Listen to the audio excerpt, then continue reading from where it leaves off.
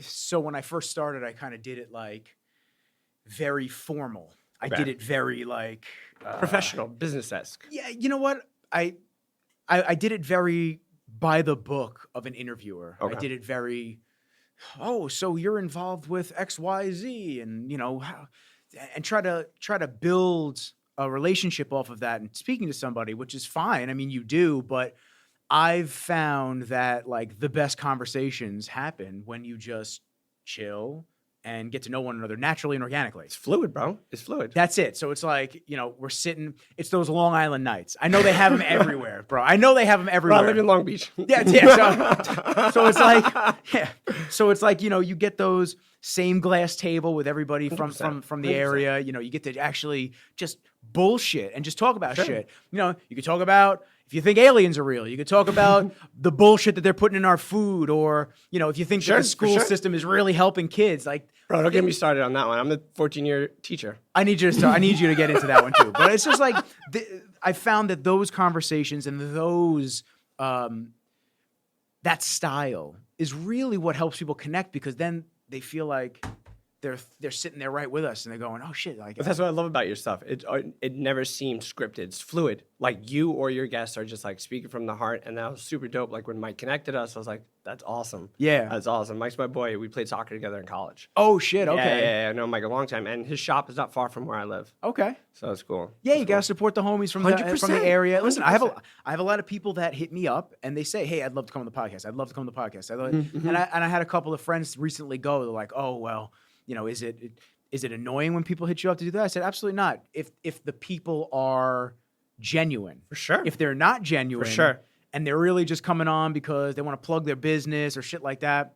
Then it's like, oh yeah, and I'll give them we'll get one in. Bro, I got a mission, man. Like, like these kids is my life. Like, I rationalize all the time. I rather work with children because it's easier to rationalize stupidity in a child than an adult. So it's much easier to connect with a child. When you connect with a child, you get them to do anything. A child's love language is play, bro, and attention. And once you figure that out, the rest is easy. And they just want to be like little versions of you. They just 100%. And they want to please. They want 100%. They want you to be happy with them. No kid wants you to be angry that you. Bro, I'm 36 years old and I still want to please my parents. Yeah. You know what I'm saying? Yeah. Like it's, and once you can manipulate that in a positive way, but it takes a responsible adult to do that. Oh yeah. Well, not everybody should be in those types of, and these are people that have had children as well. They shouldn't be in that role model parent type of a position. Because I mean, kids start out just like dogs, man. They start out just like dogs. Clean slate. Clean slate, bro. All the time I compare children to puppies. Like, I shit you not.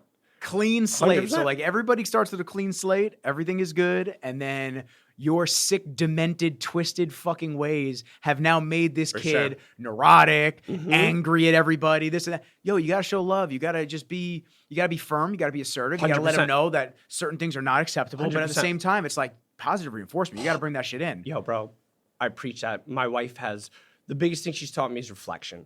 Because if you didn't reflect, I can't figure out what I did wrong. And if I don't know what I did wrong, I'm going to teach my children wrong.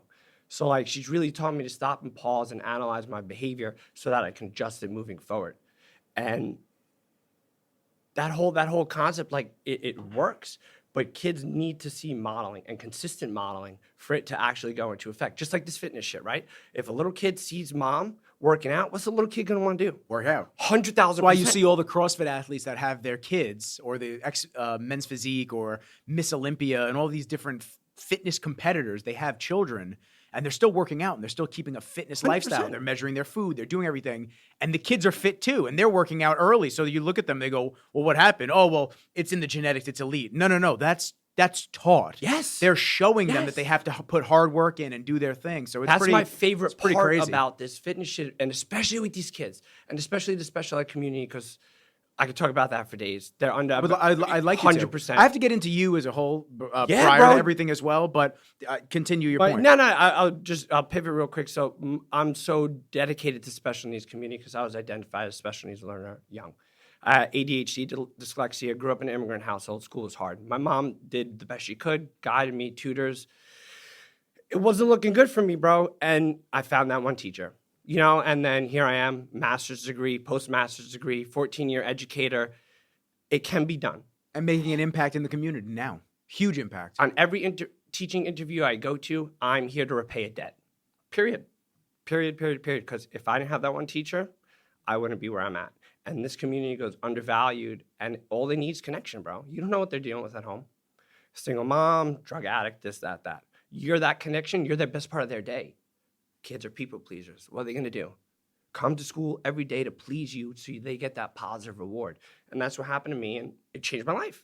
100%.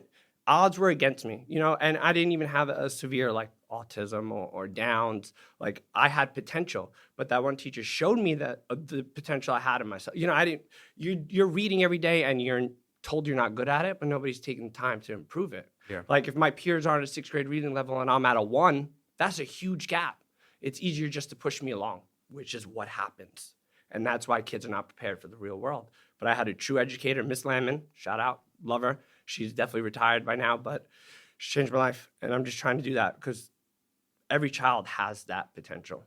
Whether it's working at a Target with a life coach, living independently, or running a $1 billion company. Like children have potential. And it's just that potential is individualized. Has to be. Not everybody's equal. Yeah, and nor should everybody be equal. But once you realize like my aunt had cerebral palsy and her full potential could have been living in an assisted home, but my grandmother didn't pursue that. But her full potential would have never been going to college, you know, getting a regular 9 to 5. And if you're realistic with that, they can acquire it. They can achieve it. Just a little bit of the support. And like whether it's fitness, education, that's what I'm trying to do. Teach children to believe into themselves, because once they believe into themselves, that's it. That's it. Yeah, the possibilities are endless. Dude, the stuff I've seen is crazy.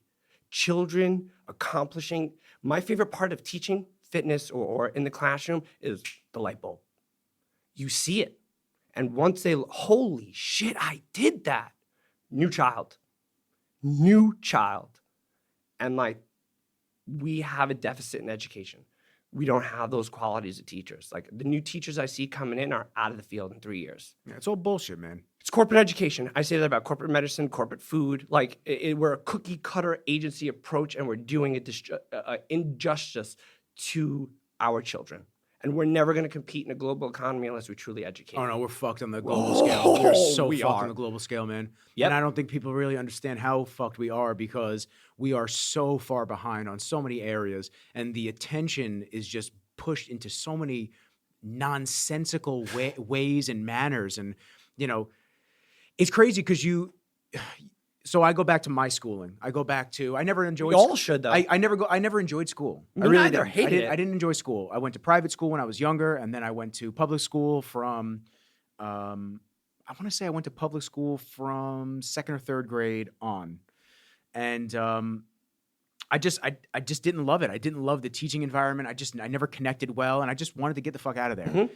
And you know, back you then, and every other. yeah, I mean, but you know, some kids do love that type of teaching environment. My wife loves school. Yeah, so she loves that setup, and I couldn't stand it. I couldn't stand the gold stars and all the bullshit. And then after college, I just reflecting back on what I spent $52,000 a year on. You know, my mom gets upset every time I'd say it, but I tell her if I could do it all over again, I wouldn't go. I wouldn't have went. College isn't for everybody. I would not have went if not. But at the same time, you have to think in perspective. So it's like, if I didn't go to college, and if I didn't go to that specific school, and if the chain of events that occurred in my life didn't happen the exact way, would I be sitting here today speaking to you? Probably not. I don't know, bro, because we're brainwashed to go to college. We are, but at the same time, it's like everything that has led me to this point in my life is due to the chain that I've already done. Mm-hmm. So like your experiences. Yeah. So the breakup that occurred, my mentality of I need to get crazy with fitness, and then competing a year later, and then being totally devastated that I rebounded horribly and I gained a ton of weight and I didn't know what the fuck to do. And then coming back down and doing another show, and then coming back up and working at Apple, and all these things. All these things happen because of the route that I've been on. Were you into sports as a kid? Weird. It's like I like baseball. I played baseball, played travel ball. Okay. I also played tournament paintball. Okay. Oh, cool. Tournament paintball. Paintball And for a little bit. ironically, I used to watch UFC, and Okay. I went to Sarah's years ago. Okay. When he was fighting, Uh-huh. and I wanted to just take a look at what classes look like and all this stuff, and I bitched out. Okay. I told everybody I took Brazilian Jiu-Jitsu, but I literally did like But you're doing it now. 2 classes. I am doing it now. all that matters, I'm bro. rolling, and guess what? I'm getting all that matters. I'm getting the ear. There's the badge of honor. It started yesterday. It's all inflamed in here, and I hit up Dr. Buglino, who was on the podcast. Okay. He's a plastic surgeon. Okay. And he told me, he's like, yo, if you ever get it, you need to hit me up instantly because I have to drain it. Drain it right away. And otherwise it's going to be deformed. So I felt it yesterday. Oh, man. What does it feel like, dude? You know what? I can't even explain. All I can tell you is the last couple weeks, my ears have hurt. So like they've been sore. Like the outer ear. Inner. Oh, Like, inner. Okay. in here hurts. So like Oh, when damn. I go to lay down at night to like put my head on the pillow, if it's a certain way, it gets achy. I'm like, ugh. So I hate that. Now, the way that you get that is from damage to the cartilage. Is that from all the rolling? Yes and no. It's mainly from, because I looked it up. I wanted to make sure I didn't sure. get it. Yeah, for and sure. here we go. Fuck. It's mainly from like white belts pulling their head out of chokes. Oh, okay. Ripping and getting the cartilage stuck and Because it's breaking not a apart. smooth- Exactly. So I've been pretty good, and I even wear headgear in and out every now and then. So as the ears started hurting, I put my headgear on, and I was good. But then I take the headgear off because it's annoying. Sometimes the headgear chokes you more than the actual person. So anyway, so last night I'm rolling. I feel great. I'm rolling, and my boy Andy, I don't know if Andy listens to the podcast, but Andy's the homie. He's the man. So Andy, we start from our knees, and we're like trying to figure out what to do, and I'm seeing if he's gonna pull guard on me or whatever, this and that. And he grabs me and really quickly throws me into a guillotine and sits down. So as he grabs me though, I feel my ear press and crunch, and I just went, fuck. I said, that's gonna be something with my ear now. And literally, like, it didn't hurt, but I just felt it. And then after class, I started feeling it. And I'm like, oh, it's squishy. That's not good. Dude, I'm such a little bitch with injuries. Like, I would definitely not have Brazilian Jiu-Jitsu. I am so injured right now. It's insane. bro, Well, first no. off, I have an ingrown fingernail right there. That's horrible. That hurts like hell right now. But second, this insertion joint for my thumb, the second time, actually, no, I'm sorry. The first time I was rolling, all I had was grip strength. So I literally would grab somebody and hold them and pull them chest to chest with me as I pull them into my guard because I had no moves. I still don't know what the fuck I'm doing. Like, I know what I'm doing, but I still really don't know what I'm doing. Yeah. So this kid that I was rolling with, he kept grabbing my thumb and pulling it off as hard as he could to get me off of him. And every single time I was like, yo, iron thumb, I got this. And I would put my thumb right back and he'd rip it off. Ever since then, this joint for sure. I must have torn something. It is fucked, that joint. Then this finger got fucked bro, up. I would never do this. Dude, it looks like I the would elder. never do this. Look at my pinky. It looks like the elder wand from Harry Potter. That's Okay. hysterical. And then, you ready for this? I taped these 2 fingers together because they said if you have a finger, you stabilize it with the other finger. Great. Okay. So my hand was like this, not like this. It was like this. There are no Fingers gang together. signs on the mat. We were throwing each other. We were practicing like almost like a judo throw type of situation.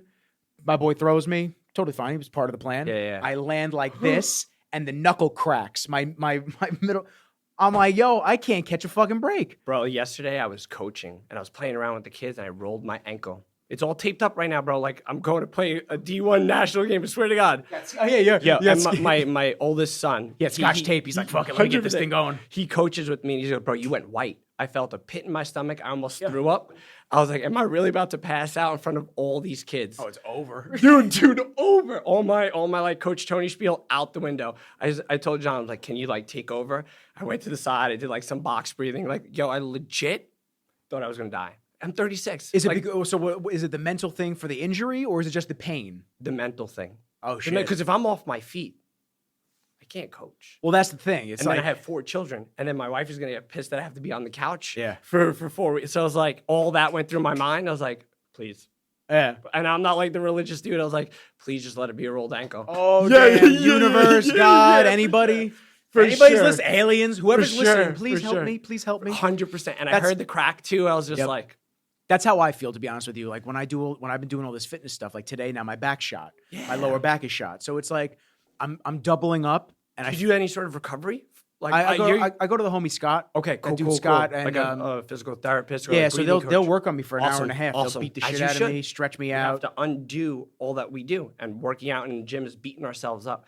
And I learned about recovery too late in life. Yep. And I'm trying to give my 16-year-old a better education because He's not a natural athlete. He's uncoordinated, but through hard work, he's gotten to where he's become. So if I give him that education on recovery, he's going to be a step ahead of every 16-year-old who's going to the gym, then going to practice, then going back to the gym, bro. It's crazy what these high school students are doing because it's real men. You know what I mean? Like recovery isn't taught as it should be.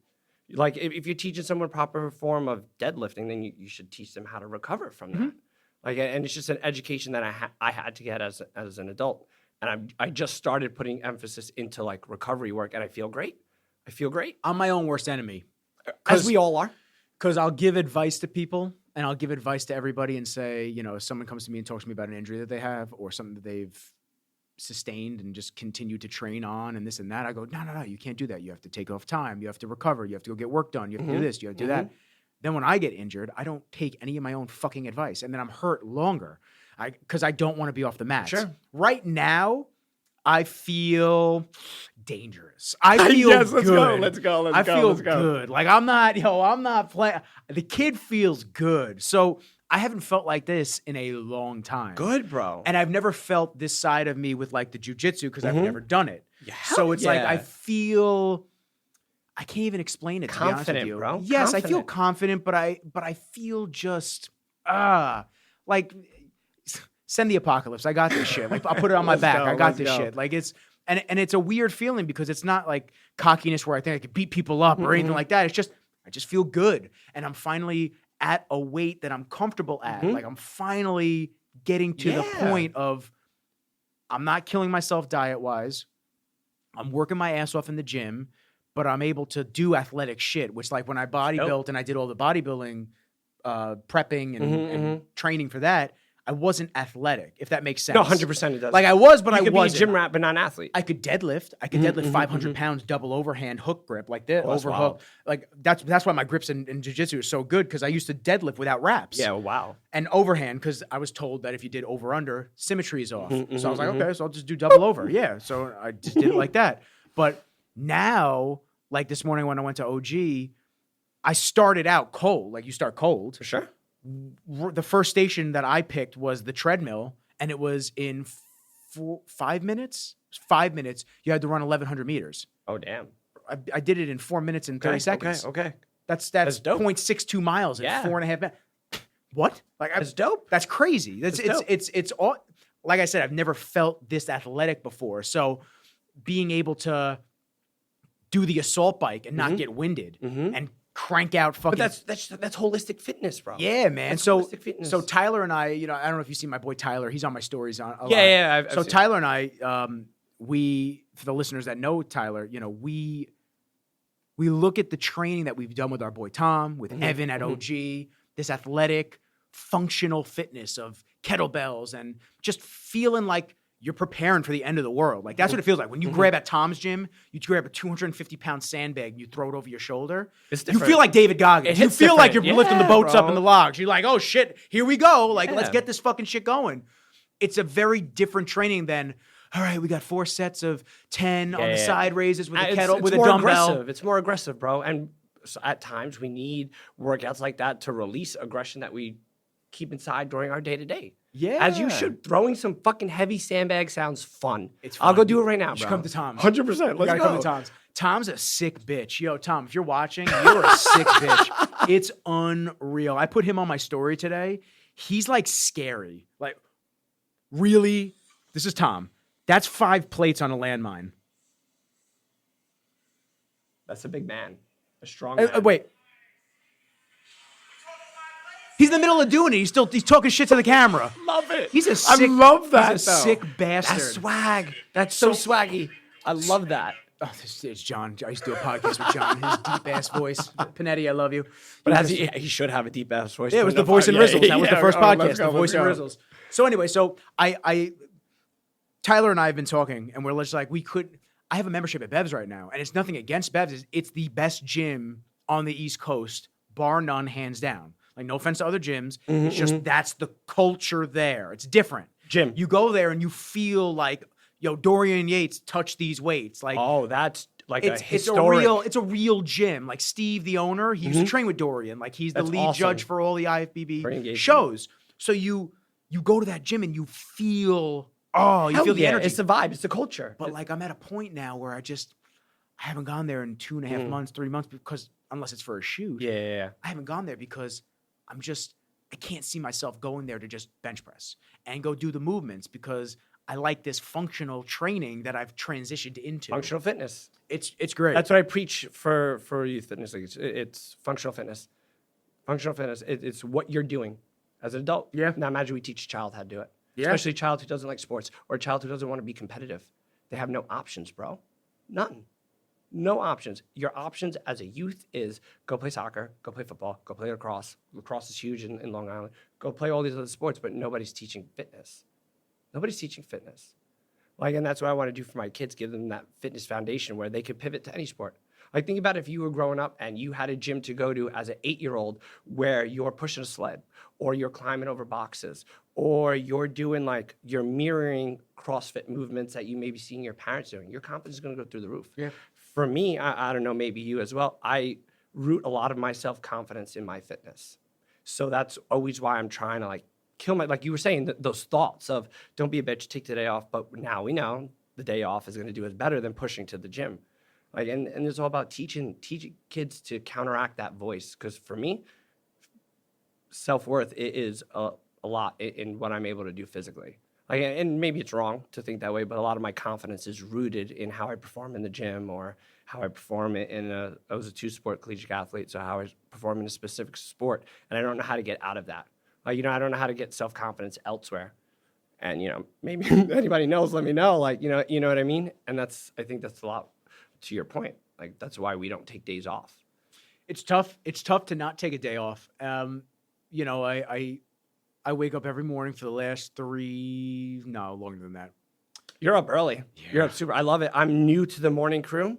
It's changed my life. It's interesting because I talked to Marcello from No Good Burger, and he was on that grind for a long time, and then he fell off. And I've found that people are cyclical with it, which is okay. I definitely am. Which is okay.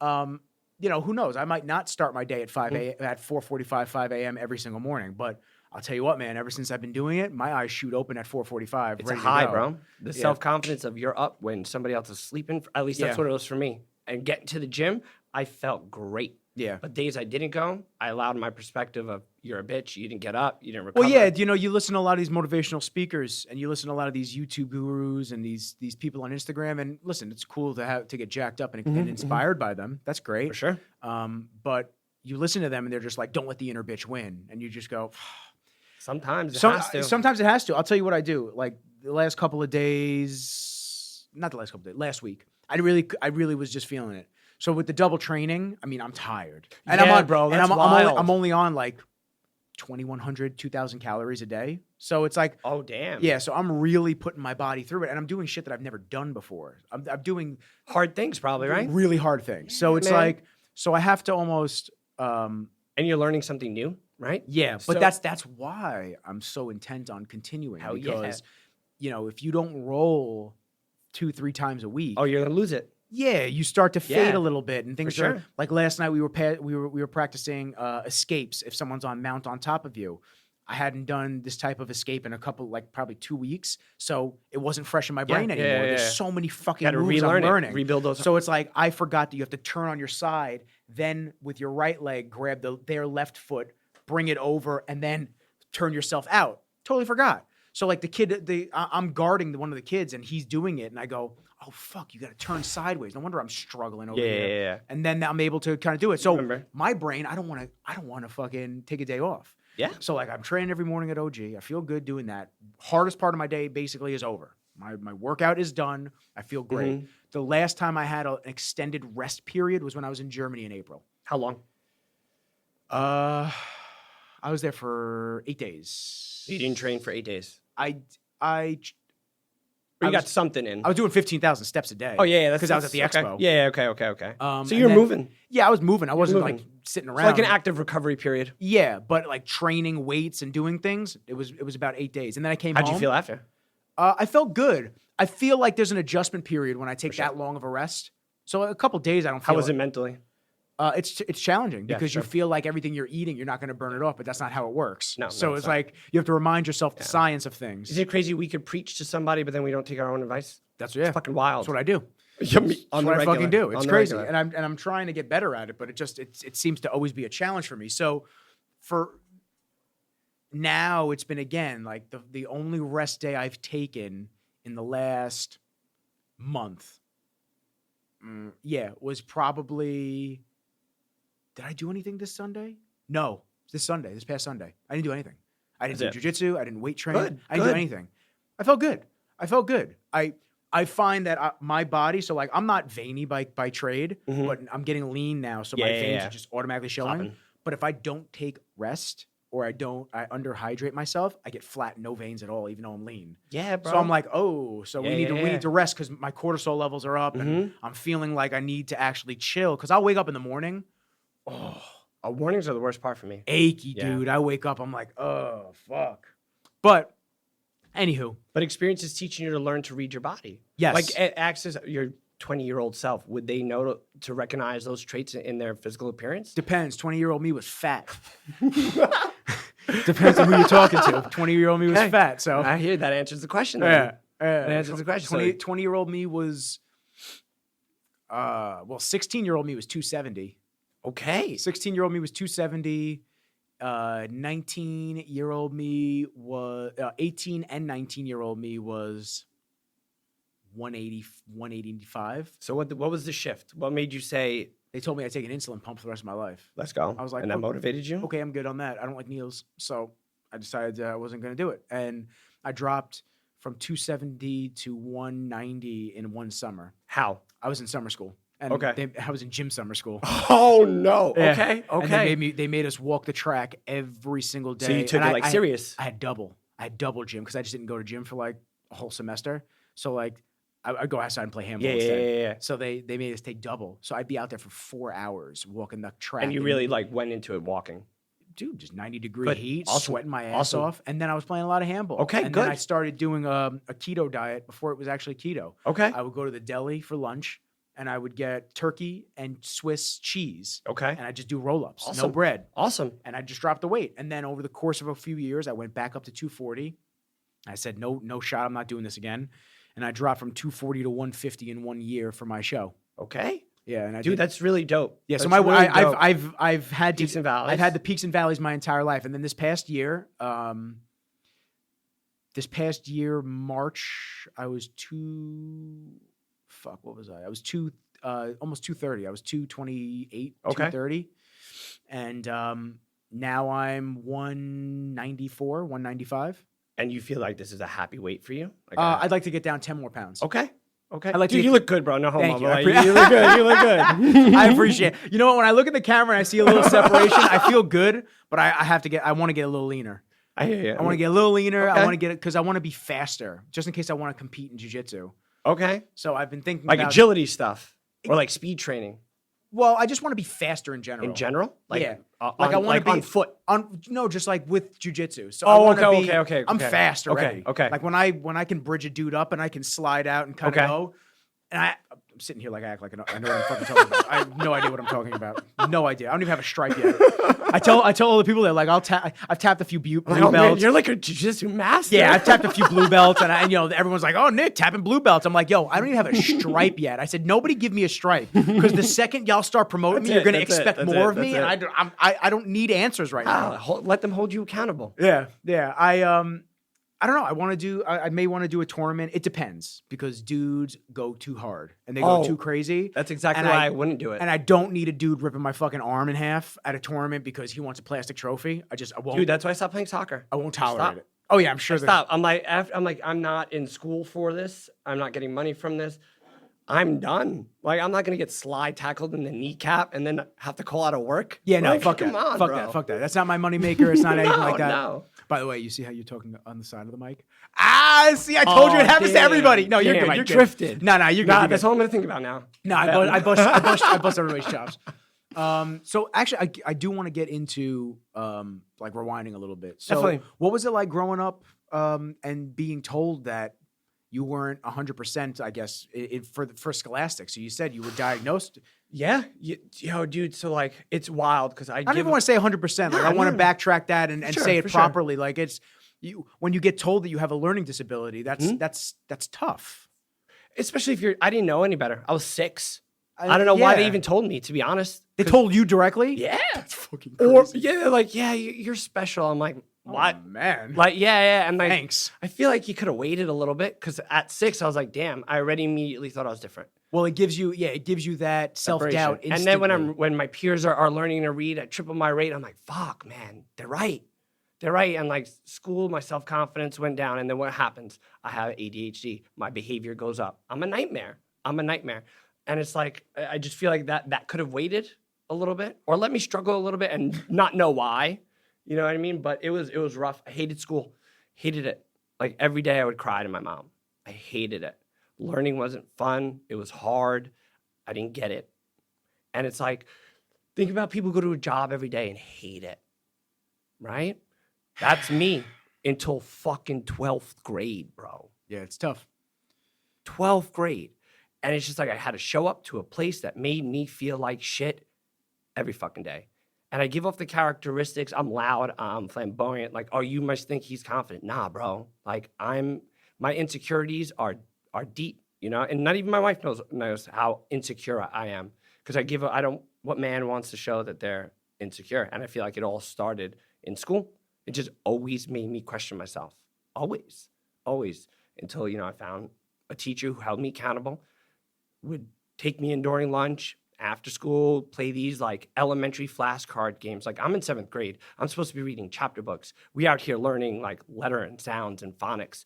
And she's just doing it like, I guess because, I don't know. I don't know why she did it, but she did it. I'm thankful she did it. And I'm here now because then she educated my mom. And my mom was able to help me, brought me in a tutor. And once these building blocks were in place, I entered high school on like a 3rd grade reading level. I'm just being passed along at this point, you know what I mean? I graduated in 12th grade on a 10th grade. That's fucking huge, bro. That's fucking huge. And I went to college. But I had all my services. But fuck that. I did it. And then went back to do it again. And then I just finished an educational leadership postmaster's degree. At this point, school, whenever I do school, it's like, fuck you. I hate it. But now I go to do it to prove to myself I could do it. And that's why, like, my wife's like, why do you have all these degrees that you do nothing with? I'm like, I know, I do absolutely nothing with them. Like, they're just chilling. Like, and I spend all of our money on them. But it's, again, source of confidence. Fuck you. You told me I couldn't do it. Somebody believed in me, taught me to believe into myself. And now I'm going to keep doing it until I can't do it anymore. Just because you said I couldn't. And I sit here and bitch and say it was hard, but that chip on my shoulder has always served me. Always. And it's always made me want to give back to kids like me. Would you say that those degrees, as you get them and as you stack them up, would you say that that's a portal back to the feeling of 1,000%. being told and then the teacher sitting down and 100%. taking the time to actually help you? 100%. That and a lot of fucking therapy, bro. Like to realize that. And I don't even have them hanging up. I don't want nobody to know but me. I went to no graduations either. I did it for me. Fuck you. I did it for me. The graduations are a dick stroking contest anyway. I went to one for my mother. And the minute I got off stage, I gave her my diploma and the rose and said, you could keep this. This is yours. Right. And I never went to another one again. But like, I don't even display it. Like it's for me. It's like a personal conquest, I guess. And that's why I'm really big with this. Now that I'm in a place where I can help kids, not only in the classroom, but in fitness, I really want to reach the special ed community, man. They're undervalued. Not only are they not learning life skills because our education system is broke, they're not learning how to be fit. At one point or another, their caretaker is not going to be here. That's fact. What's going to happen to them if they don't have a family member? It's so scary, man. I think about that a lot when I see somebody with special needs. Like my father has multiple sclerosis, so he's in a wheelchair and he has nurses and aides that come through his house all day. But then I believe he's by himself from like 8 p.m. till 7 a.m. or something like that. There's a gap that they set him up in his bed and he's good by himself. But it's still a gap. But I think about the special needs children that really can't fend for themselves to a lot of degrees. And what's going to happen when all their family members, their parents who have been working effortlessly and tirelessly to make sure that their baby that they promised to protect and keep safe and they would give everything to, that they'll be good through their entire life, but they pass away. What's going to happen? I've thought about that so many times. And it's a very sad and depressing thought. It really is. Dude, I read a book when I was in school for some bullshit degree. He's got a therapy degree too. He's a psychologist. That I only really did for me, not the education. He's a geologist. He's an astronomer. He's everything. He's like, oh shit, that's right. I do know stars. But it said the only way to fix our current education system is to destroy it and rebuild it. And we're never going to do that. Because in order to do that, we have to admit we're wrong. We're wrong.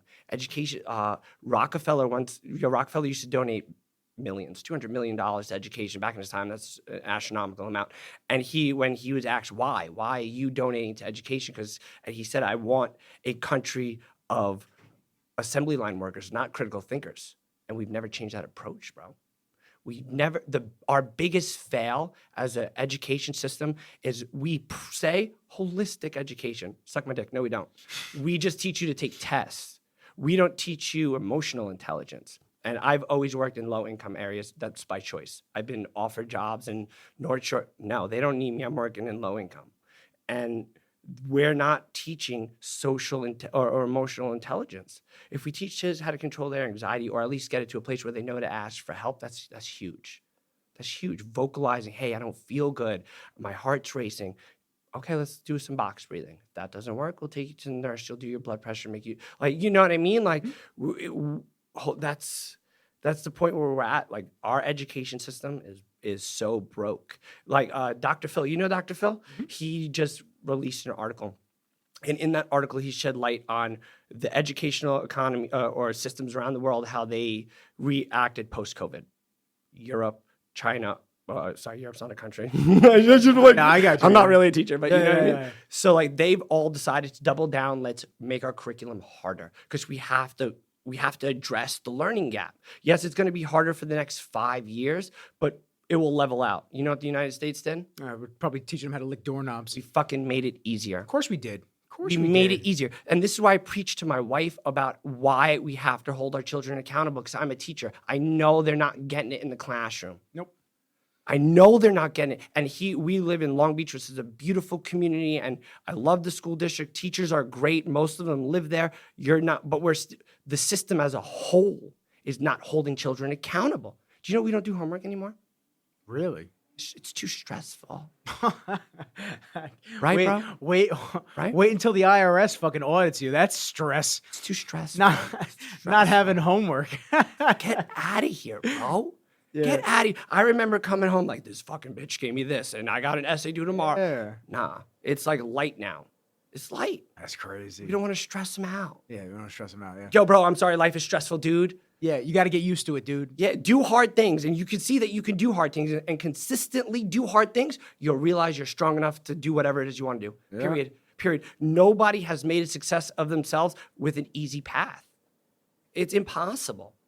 It's impossible. Like, this fitness shit for me, the biggest part of it is I get confidence in doing shit I didn't think I can do. And then once I do it, I can then preach it to the kids that are looking at me for fitness. Like, so a lot of it is I put the pressure on, I got to do it, so I got to go through it so I can teach them how to do it. And like, ever since I started thinking about that, I'm more inclined to do hard things. Like my son is 16-year-old. He's my training partner. Like my best friend, he wakes me up at 5 o'clock in the morning. My man is dedicated. And like that simple fact is like, fuck, I can't let him down. Like I told him this is the lifestyle. Now it's like, practice what I preach, motherfucker. Yep. And like this morning, I didn't want to get up because I hurt my ankle and I knew today was a squat day. So I had to send them texts. Got to skip today. I got no response. I was like, fuck. And we worked together. I'm like a kid going to his dad who's going to get in trouble. And when I walk into work, he's like, didn't see you this morning. And now I'm going to be there tomorrow. You know what I mean? Like, it's like teaching it and preaching it. And it's like he's learning how to believe in himself. Like I see a huge transformation in him. And like now it's contagious between us. Like we did a really hard cardio workout the other day. I ran the New York City Marathon. I'm a big track and field guy. My son, his sport of choice is track and field. He's a mid-distance runner. So we do a lot of like high cardio stuff. And one of our runs is a jetty run. So we go on the beach. We start all the way at the end where we live on the East End on Neptune Avenue. And we sprint every jetty until we get to the end. Our only recovery time is looping around the jetty. Is looping around. Sometimes we walk, sometimes we jog, sometimes we do 2 if we're feeling it. And it's like sometimes when I know he's hurting, I'm like, Johnny, this is a 3 jetty run. And he's like, motherfucker. But then he hits me back when he sees me hurting. So it's like now I'm training with a 16-year-old, and in my head I'm like, I'm 36. I have no business being here. It's a push-pull. It's It nice. is. It's nice. And you know what? After this, I'm gonna fucking go home and tell him this because I don't think I've ever really told him how much he pushes me in the gym. And I don't know if I would be where I'm at as like this Coach Tony if it wasn't for him. Everything I do and people pay me to do is he was my first customer. I piloted on him. We met each other when he was 6. He's biologically not my child. I just adopted him, so we made it official. Like in every sense of the word, I'm his dad, and Facts. he's my son. Period. Facts. I have some friends that have stepfathers that are their real dads. 100%. That have taken full ownership and adoption papers, everything. Like, you're my child. 100%. Like, And he did me the honor of like saying, "You're gonna adopt me. I'm gonna change my last name," which was just like, bro, you know what I mean? Like instantly tears. You know, like I'm this tattooed guy crying like a little bitch. You know, but like it going to that point, I never really vocalized to him what a source of motivation he is to me. I'm too busy preaching to him and trying to lead by example. I should let him know, like, bro, you are the reason why I'm up a lot of the time. I just don't want to hear your mouth. You know, and it's like when I don't get up, he should run his mouth because I'm running my mouth. Yep. You know, so it's like, I'm gonna definitely call him on the way home for that. I appreciate that. Yeah, I appreciate that. One of the motivational guys that I like, Bedros Koulian, who I post a couple times Okay. here and there on my stories, and you know, everybody that's listened to the podcast, you know, I love Bedros. He's fucking dope. But he trains with his son every single night. Awesome. Every single night. He trains in the Awesome. morning by himself, and then at night, every night, he trains with his kid. And he's like, I empty the gas tank. Hell yeah. And then I'm able to sleep, and he got his fitness in for the day, and everything's awesome. Mm-hmm. But one of the things that Bedros does that's amazing is he does gratitude texts. That's awesome. So he'll love that. Yeah, he'll send out gratitude texts every single morning. He'll send out, I think he sends out 3. He'll send out 3 gratitude texts to people that mean something to him, that are doing amazing in life, and just say, hey, I appreciate what you do every love single that. day. So that could be your 100%. that could be your gratitude text Yeah, right there. that's really dope. That's really dope. Yeah, That is really it's a good cool. feeling. I mean, people 100%. love to hear that they're making an impact on you. And once again, we I go sleep back to on like, that. I sleep on that go for back no to reason. we go back to like the positivity, and just like it's not just positivity to feed someone's ego and gas them up for no reason. Like, they're actually doing things that make an impact on you. That shit of love. Like, I tell my mom all the time, I go, Mom, you know, you help me the fuck out with everything. You help me out with the dog. You help me out with life, business, everything like that. Any question I have for Mom, she's there for me. That's not the relationship a lot of people have with their mothers. No, I'm it's very not. fortunate It's that not. I You are. have that with her. You are. So you got to show the love. You got to show the appreciation, especially because like, we're all not going to be here one day. And so you have to remind them when someone especially that's younger than you, like whenever they're doing something that impacts you, let them know, because then when you're gone one day, they're going to remember that shit, and they're going to say, God damn, I fucking miss Dad, or I miss Mom, or whatever. They showed me love constantly. They built me up, and there's good memories. Got my grandfather with me every day. I got my grandfather with me every day. He was a jeweler. It's awesome. He loved Eagles every day. Super cool. And guess what? Every day I pass where his ashes are in Wellwood. Oh, really? Yeah, in right by Republic Airport. Okay. His ashes are in a mausoleum type thing inside of this big building. And every day in the morning when I go past OG, just little Hail Mary right there. Yeah. Put my hand out and just say, miss Awesome. you, Grandpa. Awesome. Grandpa had a lot of great lessons for me. He was funny, always had a smile on, even if life was fucking miserable. Always laughing, always cheerful. And that's what I remember. So like stuff like that, you got to let people know. And how often, like, it takes 30 seconds to send a text, right? And 30 like, seconds. Like, why wouldn't I want to make my wife feel better, or my son feel like, if that text is going to make their day, why wouldn't I send it? I'm going to put my group on blast. Me, Tyler, and Gabe. So Tyler's going to definitely listen. Gabe probably won't listen because he's a dick. But Poor Gabe. Yeah. Nah, fuck Gabe. We were talking this morning, and let's see. Tyler just said, daily reminder, I love you both, and I don't know where I'd be in life without you guys. And I said back to Tyler, I said, daily reminder, we love you too. And we've all helped one another out over these challenging years, so we're lucky to have one another. Awesome. Not just you for us. For sure. We're all lucky to have each other. Symbiotic relationship. We get to bounce ideas off each other. When we're having girl problems, we get to bounce that off of each other. We get to like Build your group. own family. You know, I've had a lot of friends transition in and out of my life over the years. We all do. That's For part sure. of life. For sure. Sometimes you don't align with old friends that you started with. Sometimes new friends come in your life to suit different parts of your life and your journey. And over the last couple of years, I mean, me, Tyler, Gabe, I've been friends with and close with since high school. But we've all been super duper close since COVID, especially just because we were all hanging out together. Yeah, So for like sure, it makes for a sure. difference now that we're on the other end of it, where we didn't think life was ever going to be the same, and now we're all just trying to build each other up and keep it going. Are they like fit dudes as well? They try to be. Okay, that's all that matters. But that's all that matters. No, That's all that matters. Tyler trains like a fucking animal. Awesome, He's been dropping really good weight. Awesome. Gabe is like on and off fitness guy. So Okay. he'll Cyclical. Yeah. Okay. He did a show years and years ago when I did a show because he Mm-hmm. wanted to. Did it, looked great. Then he just kind of was like up and down, Yeah. and now he's trying to come back down again. Okay. So he's doing his thing. That's all that matters, It's bro. tough, man. It's fucking tough. Life gets in the way, bro. Life is hard, man. I tell people this all the time. Yes. Life is fucking hard. So you gotta, and it's funny that you thinking of life is hard and you have to treat people with respect because everyone goes through different things and different experiences. I play Magic the Gathering.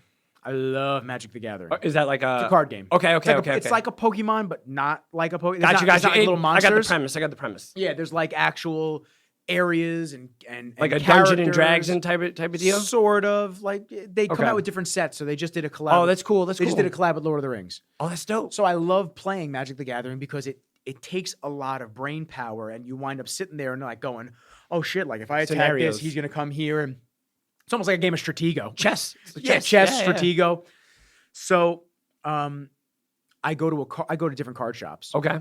But Magic really does attract a lot of the autistic community, and it Oh, attracts a lot of really? the special needs community because a lot of the kids haven't really been taught how to have the interpersonal communication skills, and they're for just sure. they're not a lot of them aren't really confident enough to like look you in the course. eye and talk and whatnot. So I was with my two cousins, their friend, and this other guy that works at the game shop by us. We were in this spot in Dix Hills. So I sit down, and this kid who you can tell he's not all there, and he's a little socially awkward. For sure. He comes over and he's trying to talk to me. Okay, I'll converse with you. Awesome. I'll converse with you. Awesome. Like what's that? What's it gonna do to me? Nothing. You know what I'm saying? Nothing. It doesn't do anything. And think about how many people walked away. Yes. How many people walked away? How many people ignored him? How many people just make fun of him? Which is the point I'm getting to. So he's talking to me, and one of the guys that we're with, I said, "Yo, side talk from." He's asking me questions, and I went to one of the guys I'm with. I said, "Yo, dude," I said, "Where are you from?" I said, "You from around here or from the card shop in Huntington?" He goes, "Oh, I'm from Comac." I said, "Oh shit, okay." And the kid goes like just saying by himself. He goes, "Oh, I'm from Bethpage," and he goes, "Not that you care." And I go, "No, man, that's awesome." Yeah, for sure. I said, "I'm from Plainview." You know, Awesome, awesome. And you saw he smiled instantly. Because you brought him into a conversation. He He acknowledged. Yes, I love it. So love it. So he's talking a little bit here and there, and I'm focusing on what I'm doing. And I just said, "Yo, I'll hit you up in a few, man," because he was walking away. I said, "We'll talk in a little bit, man." I said, "I'm about to get ready. We're gonna play a game here." And he goes, "Okay, cool." Walks away, and then my cousin's friend goes, "It's not the kind of kid. It's not the kind of kid you'd want to leave, by himself with your dog." And I went, Here's the deal, man. I said, "You're young." He's like 20 years old. I said, "You're young." I said, "Let me." Okay. I said, "Let me just." Kid. So it's still a kid. I said, "Let me clue you in on life."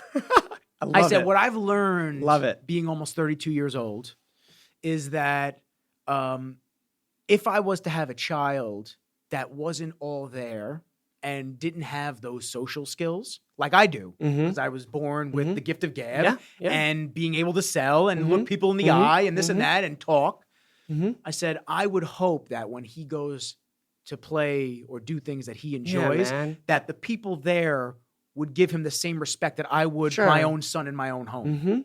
I was like, they wouldn't make fun of But him. that's a and shit hard like ask that. of the world, bro. I know. And It's I a just hard ask and of the And he world. goes, "Oh, well, like I wasn't like," he's like, "Oh, my mom teaches special ed." I go, He's trying to rationalize his stupid comment. I said, "Whatever you want to convince yourself that you were just fucking around and trying to get a laugh, whatever it is." I said, "Let me just be totally clear.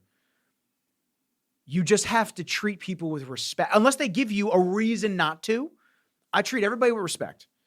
And if I don't get that in return, that's a different story. Get the fuck away from me. I don't want to speak to you. We're 100%. good." But like, if it's just some nerdy kid at a fucking game store and he just wants to talk, what is the harm in just that experience communicating a little bit? is his only socialization, bro. It's his only chance to leave his overbearing mother, who's so worried about him being in the world alone that he's out and about. The fact that I guarantee you, he's never gonna forget you. I hope I make like an impact. I'll tell you what, man.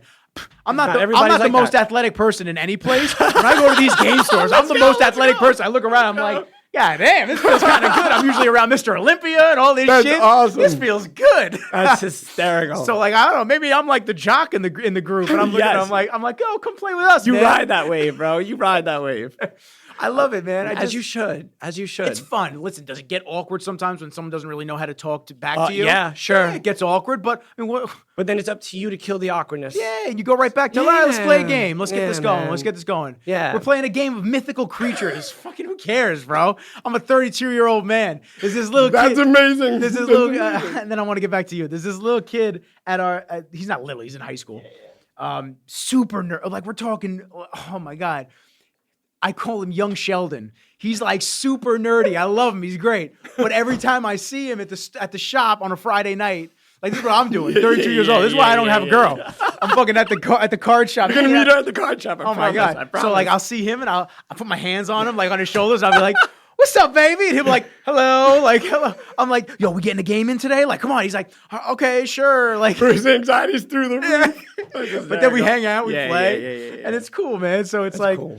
I just want to show that everybody's cool. Like we're all sure. hanging out, we're For all sure. playing, we're all having a good time, smiles. Like, Bro, it's selfishly, you know how much I derive, again, a lot of confidence from making an impact. Like, they don't know they're helping me more. Like, and it's symbiotic. So I'm helping them so that I know that I can help them, which then makes me feel good. And then it's, you know, like, especially if they're making gains, then I'm going to keep helping them more. Or they're seeking me out. They're coming to me during lunch, or they're coming to me after school. Like, I had a chick in my middle school, and she joined my cross country team, not an athlete. COVID took an impact on her. She wanted to lose weight. She was about it. She was coming to me during lunch, running her meal plans with me. She was like staying away. Dude, she dropped like 30 pounds. it's amazing. 30 pounds. And now she's a track runner in high school. Yeah.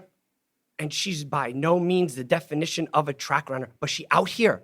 Yeah. She out here. And that's what most coaches don't understand. Like, you think that varsity coach at the high school is going to pay her any time of day? No. But she ain't never going to forget me. Yep.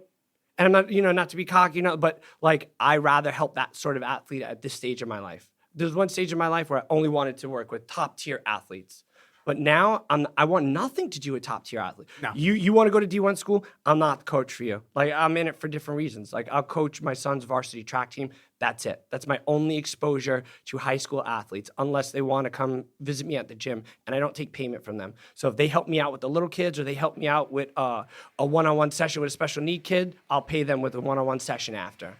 Like, I want them to learn to give back too. You want my help? Help me then. Help me. Come help me help these kids. And half the time they're laughing and smiling. It's like it's building the culture around fitness that just doesn't exist. It's sports. And I'm struggling to find other sectors of that because I want to connect my kids with other kids. And I see a lot of these like pop-up CrossFit gyms, or these gyms doing like kiddie programs, but that's all they are. It's not for kids. Like, this is just another avenue of revenue stream for you. This is all I'll ever do. This isn't my bread and butter. Like, I got my teaching gig. This is a passion project, and like, it's gonna be done for the kids, for me.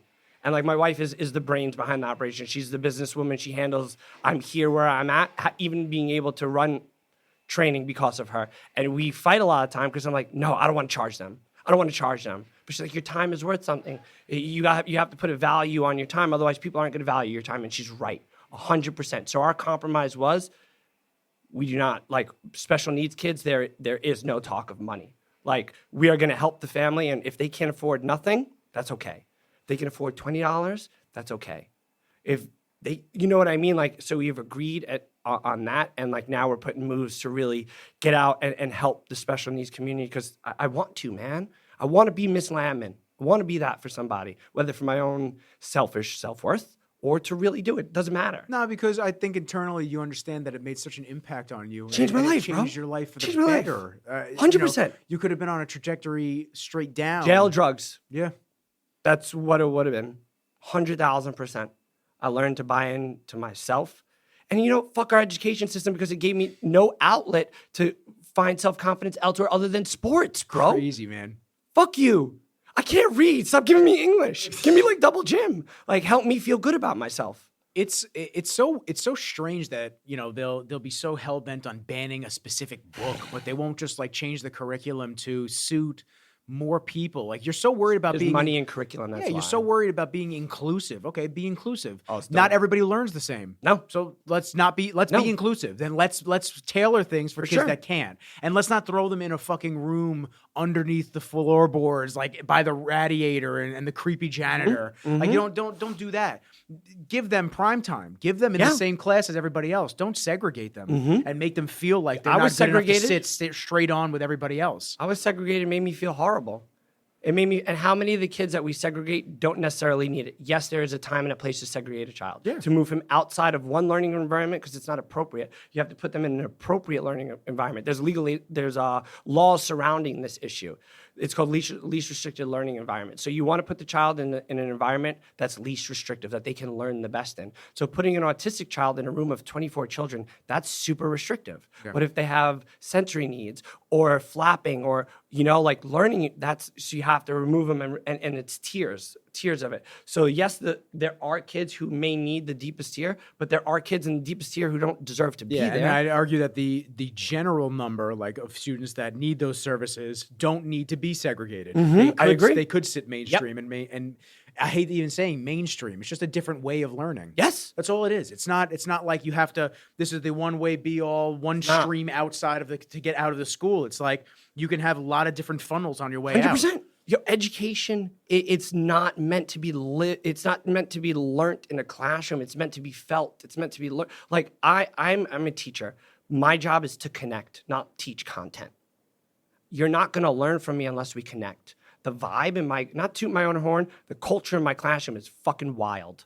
It's wild. I see true children and they see true me. I don't hide who I am. I'm late every day. They hold me down. Doors shut, computers on, lessons ready to go. Anybody comes in, Miss Dalli's in the bathroom. Hold me down. Why? Not because they like me. I fail some of them. It's cost of the culture. I seek to connect and then I seek to entertain. Then I'll teach. Like if I could connect with you, dope, we're there. Then if I can entertain you, now you'll listen to the boring shit that's coming out of my mouth. And I feel like teachers I work with some amazing teachers. I think at this point in my career, the people I've surrounded myself at work are some of the best teachers, but we're all older. We won't be here soon. The new group or the new wave of they're not like us. They're not seeking to connect. And it's not their fault, bro. They're just being formally trained in bullshit. Yeah, well, it goes back to the age-old question of, are you book smart or street smart? And the demonization of being street smart is like, well, if I don't sit here and memorize every fucking line out of a book, that doesn't mean I'm not book smart. You know what I'm saying? Like I have a lot more knowledge in a lot of other areas and common sense. Just because you memorize some text doesn't make you smarter by theory. But a lot of people are fed the belief system that you are if you can memorize these things. Well, what happens when you're in the real world? What happens when you're in front of that child that needs more than just what you can regurgitate from a book at them? Yeah. It's crazy. And it's like, I'm a parent. I have 4 children. I'm involved in my children's lives. I can't be the only involved parent. How do we not see what's happening and how are we not putting measures to really force change? Think about New York City school systems. It's probably the biggest school system in the country. Them, Los Angeles probably as well. Bro, the only way we're going to bring about change if it's being led by the teachers, but we won't do it because we'll be penalized. Isn't that crazy? Wild. Can't speak up. Wild. You can't do things. Wild. Yeah. We won't be given tenure. We'll be let go. We'll be moved out of the building that we love into another school or given a shitty assignment. So we stay quiet. Well, that's 99% of the country. That's 99% of the country. If you don't work for yourself and you're not able to, provide for yourself in your own company and doing your own thing, whether that's entrepreneurship like I do, whether that's, YouTube videos, podcasting, whatever your source of income is, if somebody else is cutting your check, let's take newscasters, for example. I don't think, I hate getting political, I really do, but it's like the best example. Like a CNN. I don't think everybody believes the shit that they spew on there. But if they go against what they're being told to talk about, now you're out. So you're telling me you don't want that $500,000 a year annual salary? Of course I do, bro. And the perks and the benefits and all that shit. You don't want that. Yep. Because you want to go on your trip. So they go, okay, sorry. Sorry. Back to this. This person. Yep. No, you're right. You're right. Crazy, One of the man. when my wife and I decided to start Youth Fitness League, one of the things we talked about is we both said that we sold our soul enough at our professional jobs that if we're gonna do this, there's no soul selling. Yep. Like, and it's, dude, I know it won't ever replace teaching, but I get more enjoyment. You don't know that. You don't know True. that. You don't That's know true. that. I don't know that. I don't know that. I Okay. don't know that. But that's the wave I'm riding. Like, I'm really fed up with being a public school teacher. I love my job, bro. But I figured out I could do what I do in a classroom in an area that I also fucking love so much more, fitness. I could do both things that I really fucking love and then have my 3 boys and daughter mirror. My daughter was born in the fucking gym, bro. She's going to be 2 in September, and all this girl knows is the gym. Blessings. It's amazing. Why wouldn't I want to give everything I have to that? Like, and my 16-year-old is talking about going to school for business, which we're supporting, because if he could come and take this shit over and make it to support himself, I'll retire at 55. I'll train his trainers. I'll write his curriculum, and he just grows. Best advice, and listen, he's got you as a father. You could give great advice I'll yourself. probably know nothing. I just pretend like my best advice is have him do 2 years at Nassau. Yeah. Bro, Nassau was the best experience of my life. I did 2 years at Nassau, and then Cost me $8,000. Yep, I did 2 years at Quinnipiac, and that was it. If I had done 4 years at Quinnipiac, forget it. I probably would jump off this building. Forget it. I'd probably jump off this Forget it. building with the student loans. It's I couldn't insane. imagine. And Sally Mae, you fucking cocksuckers, okay? Fuck you, Sally Mae. Fuck you, Sally Mae. You got me on a variable interest rate. That shit's like 10% now. No. Bunch of bullshit. I pay a car note for that shit. That's crazy. wild. That's wild. Crazy. They're in my phone as gold diggers. I don't like y'all. I pay it, That's but so I don't funny. like it. Anywho, yeah. But they make it impossible for kids to even go to school. And kids, you shouldn't always go to school. Like, that's what I preach to my children. Like, I told my 16-year-old, I was like, don't be forced. Like, if you want to chill for a little bit, grace period of a year. Chill. Well, figure shit out. But like, I just need you to be on a path. I just need a path. Just try a bunch of shit out. I tell this to a couple of my friends. A couple of my friends were struggling with careers. They didn't know what they wanted to do, this and that. I'm like, y'all, we're all young. Yeah, You can now the pivot to a time. million and one Yes. things still. Yeah, you can make some bold ass moves at 18. And the best part is, like, even late 20s, like, all you have to do is just try something. Mm-hmm. If you don't like it, now you know. Yep. Don't fucking do it again. Yep. Now you could try something else. Oh, wait, I hated working in restaurants, but I really enjoy sales. There you go. Yeah. Different lanes for everybody. You don't Yep. have to just do one thing. I know. There's a lot more than Long Island. There's a lot more We than... forget that. Yeah, I forget that. Well, we live in the bubble, and Sure. our routines, we become creatures of habit. Oh, so like I'm our a huge routines routine. keep us doing the same thing over and over and over again. And it doesn't. When I say Long Island, I don't even mean like to move. You can move, but the amount of opportunity to do different things in a million and one different fields. Like when you said, I would love this if this made me money. Yeah. Bro, you know that there are girls that take pictures of their feet and make 7 figures. Bro, I'm trying to right? get my nanny to do that. I'm like, dude, you can support us. Listen, man. And she's Mexican, so she got hairy toes. She would make a killing. I love you, Fanny. Listen, man. All I'm saying is 7 figures. There are girls taking pictures of their feet for 7 figures, man. Right. It's crazy. I'm pretty sure you make a big impact. You keep the message going. Trying. You do everything. Dude, the sky's the limit. You teach your Yeah. kids this. Nah, I hear you. You're I not hear taking you. your own advice, son. Nah, thank you, bro. I'm I taking forget. your own advice. I forget. And like, it's just, cause I just show up every day, try to connect with a kid, right? And so right now I'm at this camp, Rolling River. It's given me so much exposure. And like, we had a parent night the other night, and all I did was, honestly, bro, nothing different than I did with the kids if the parents weren't there. And wow, this is amazing. And I'm just sitting there like, okay, this is just like another Coach Tony session. Like, this is what it will always be, because unfortunately, the parents are the ones with the money, but like, I'm trying to connect with the kids. Because no matter what, a big thing that I do is I can, I will, I must, and box breathing. And so before we do something hard, I have them, I can, I will, I must. Because with children, if you get them to say it enough, eventually they're going to believe it. Happened to me. Happens to everybody. I put I can, I will, I must on my screensaver one day and just saying it now and now, I believe it. Yeah, I don't know if anybody realizes this, but The Secret, that book, the movie. Yeah. Yeah. Read it like 5 times. Okay. Law of attraction. Law of attraction. Thank you. That doesn't mean things are just going to fucking appear. It's you believing that you can obtain these things. Then, and only then, when you put the work in and you're able to actually set forth and do this, do these things that you visualized and told yourself that you can do, you do them and you get them. It doesn't just, I don't sit here and I go, oh, I'm deserving of a Lamborghini. And then a key falls in my hand and I go, oh shit, that's fucking awesome. You got to actually believe in yourself and we work hard for it and then you get it. My favorite part of the book is like visualize a feather, and then this motherfucker found the feather that he visualized. I learned to appreciate that book much more when I unpacked its like hidden meaning. Like it's not, yes, visualization is part of it, but the universe isn't just going to give it to me. No. The trick is It'd be nice if it did, but yeah, that'd be dope. Yeah, it'd be awesome. great. The trick is getting to believe I can get it. And then I go out and get it because now they have the confidence. Oh yeah, it's coming. Yep. It's coming. And it's just really tricking you to do what? Believe in yourself, bro. I feel like as a society, we're forgetting to teach children to believe in themselves. Every opportunity I have, I tell my children, and I only tell it in meaningful situations. This way they know, like, I'm proud of you, bro. Like, that was really good. Like, each day I try to find one thing that they did that made me proud, and I'll try to tell it to them or in that moment because I want them to growing up feeling confident. I don't want them to grow up like me. And unconfident men, kids turn into unconfident men. Just like I preach uncoordinated children turn uncoordinated adults, unfit children turn unfit adults. If we nip it in the butt, where's the butt? Childhood.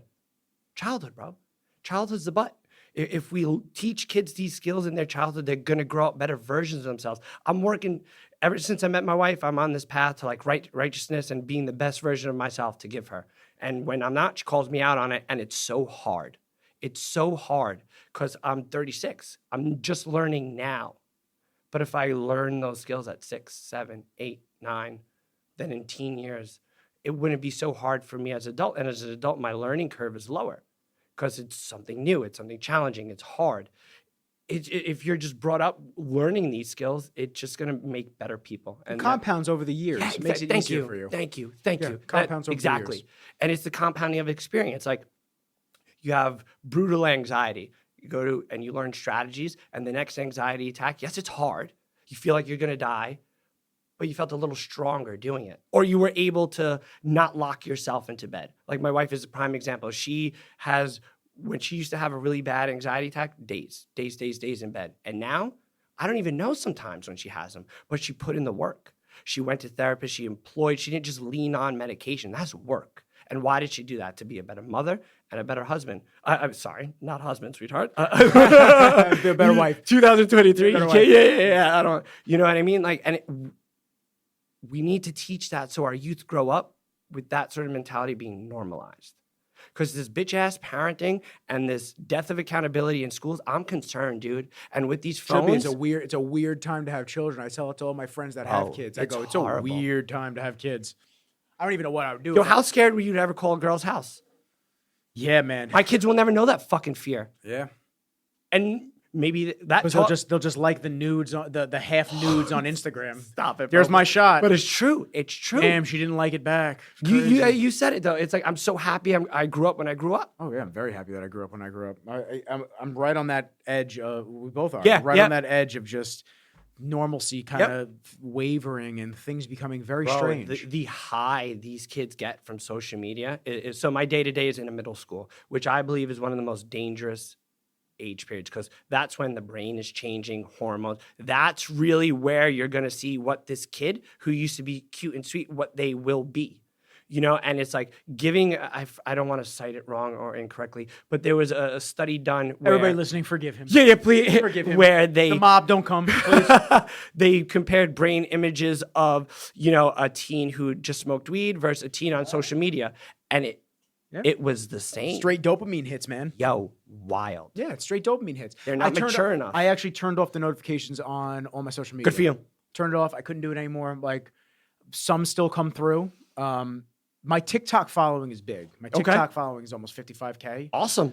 So, like, my TikTok following is all podcast clips, and I try to stay on that to But that's a job. That's a job. It's a job on its own, social media shit, but like it's not what I get paid for. No, 100%. I don't get paid for the podcast. I get 100%. paid for my editing and my shoots and stuff like that. So I have to focus on that. But it's very difficult when I put a podcast clip up and all of a sudden ding, ding, ding, ding, ding, especially when like I tagged Andre Ferguson in a clip today. Once he accepts it, bro. It's like 20, 30,000. Yeah. Bing, bing, bing, bing, bing. It's crazy. I can't keep up with it. And it distracts you. But even though I know these things, I still get caught up in the dopamine hits. I still Of get course. caught up in the. But you're human, bro. Yeah, but that's why they program you to like this shit. That's why this new Threads thing. Okay, cool. Used it for a couple of days. I fell off already because it's just another I'm fucking clueless. app. I know nothing. It's like it's Instagram's take on Twitter. That's really what it is. Okay. So it's cool. Don't get me wrong. Not It's cool to be reinventing the wheel. Yeah. it's really cool to be connecting Yeah, with yeah. other people and this and that because everybody is low followers now. So everyone's talking to each other. Yeah, All yeah. the people that are too big on Instagram wouldn't get a message. Hey, normally getting from on the lower ground. people. Ground Yeah, up. yeah. But like once again, we go back to the point of it's another fucking app to check. Yep. It's another app to make Yep. content for. I don't want to do this. Don't they have enough? Yeah. Don't they have enough of to. my Yeah. information and my It sucks. content? Dude, as I continue to grow and as the podcast gets bigger and shit like that, someone's going to be working this, those, and all of this for me because I don't want to be bothered with it anymore. I'm going to go back to I'm not even joking. I'm going to go back to a flip phone when I don't when I don't have to do it anymore and really follow trends and this. Offload it. But you're gonna. That's your job that's now. so dope though to Leave be at me a the point. fuck Yeah, alone. I don't want to deal with it anymore. I don't want to have to deal with the story. The only reason I post stories, the only reason I post all the shit that I Serve do, the purpose. yeah, number one, yes, to get a message out, and number two, it's just to stay relevant. Yeah. And be in people's faces like, yo, check this out. I had a dope conversation with this person. Hey, I got to work with this awesome client. Hey, I'm not fat anymore. I'm fit. So like things like that, like I get to push that out there. But do I really need to put this out there? No, I don't care anymore. Used to care. Yeah. I don't care anymore. I don't give a fuck. I don't care if I have 4 followers on Instagram. Yeah. It doesn't matter. Especially in the creative world, everybody circle jerks each other. Like it's fucking insane. Dude, it's insane. And any creatives that watch this, they know. It's just insane. And some of you all are guilty of it. You're fucking guilty of it. It's just crazy. Like hopping on the trends and completely just not following what got you into this. Like I'm guilty of it. Yeah. I'm guilty of looking and going, is that the type of trends and videos that people want to see? Get sucked in. And then doing that instead of doing why I wanted to shoot videos in the first place, which was to tell a story. Yeah. My coolest and best videos were always when I did an interview with the bodybuilder prior to the shoot. That's cool. And I'm there. I say this all the time. So if y'all hear me that have heard the consistent listener to the podcast, please. I'm sorry. I'm gonna sound like a broken record for 3 seconds. I promise. 3 seconds. But one of my best videos ever was with my boy Steve Peoples. Okay. And he wanted a video. He got in shape for a show, but he wanted to like showcase a little workout video. Okay. Great. Workout videos are fucking boring. Yeah. I don't care how much AI you use now, because a lot of people in the fitness industry are using AI to put all these crazy overlays and shit on the video. Y'all suck. It looks like trash. Looks like trash. It does. It's stupid. I'm having dude, I got to start taking Kenji seizure meds, because of the amount of flashing in my face. I'm going to seize up. It's insane. Our attention span is that shot for people where they just can't just focus on a story. Anyway. So Steve Peoples. Wild transition. Yeah, that's how we do it. So I said to him, all right, let's do a little interview. Okay. Before we do the video. Was he about it? Loved it. So we sat down. I had my boy Swaytek. Shout out Swaytek. I had my boy Swaytek. He sat down with me, and he was the second camera angle. And I looked at Steve, podcast style, and I just said, what got you into fitness, man? Dope. Why'd you decide to start doing it? And he goes, well, it probably all started when I lost my mom. And I was like, whoa. Oh, what? Chills. And he went into this whole story, and I overlaid it on his video. Sick. And then right after that kicker of a line came out, the workout video started.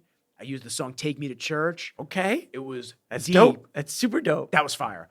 That's why I got into shooting videos. I wanted realness, that gritty realness. Oh, but that's the podcast. Real. I don't want this fake shit. Nah, I hear you. If I got a call to work with the Kardashians tomorrow, I wouldn't fucking do it. Leave me alone. The crazy thing is, I've always wanted to shoot Hollywood movies. Okay. The more I see the satanic weirdness of Hollywood, I'm so good on that. I don't ever want to go there. Yeah. Leave me the fuck alone. Whether you believe in God, whether you don't, whatever it is, all you can see though is the pushing of demonization and satanic shit. And I am so good on that, whether it's real or not.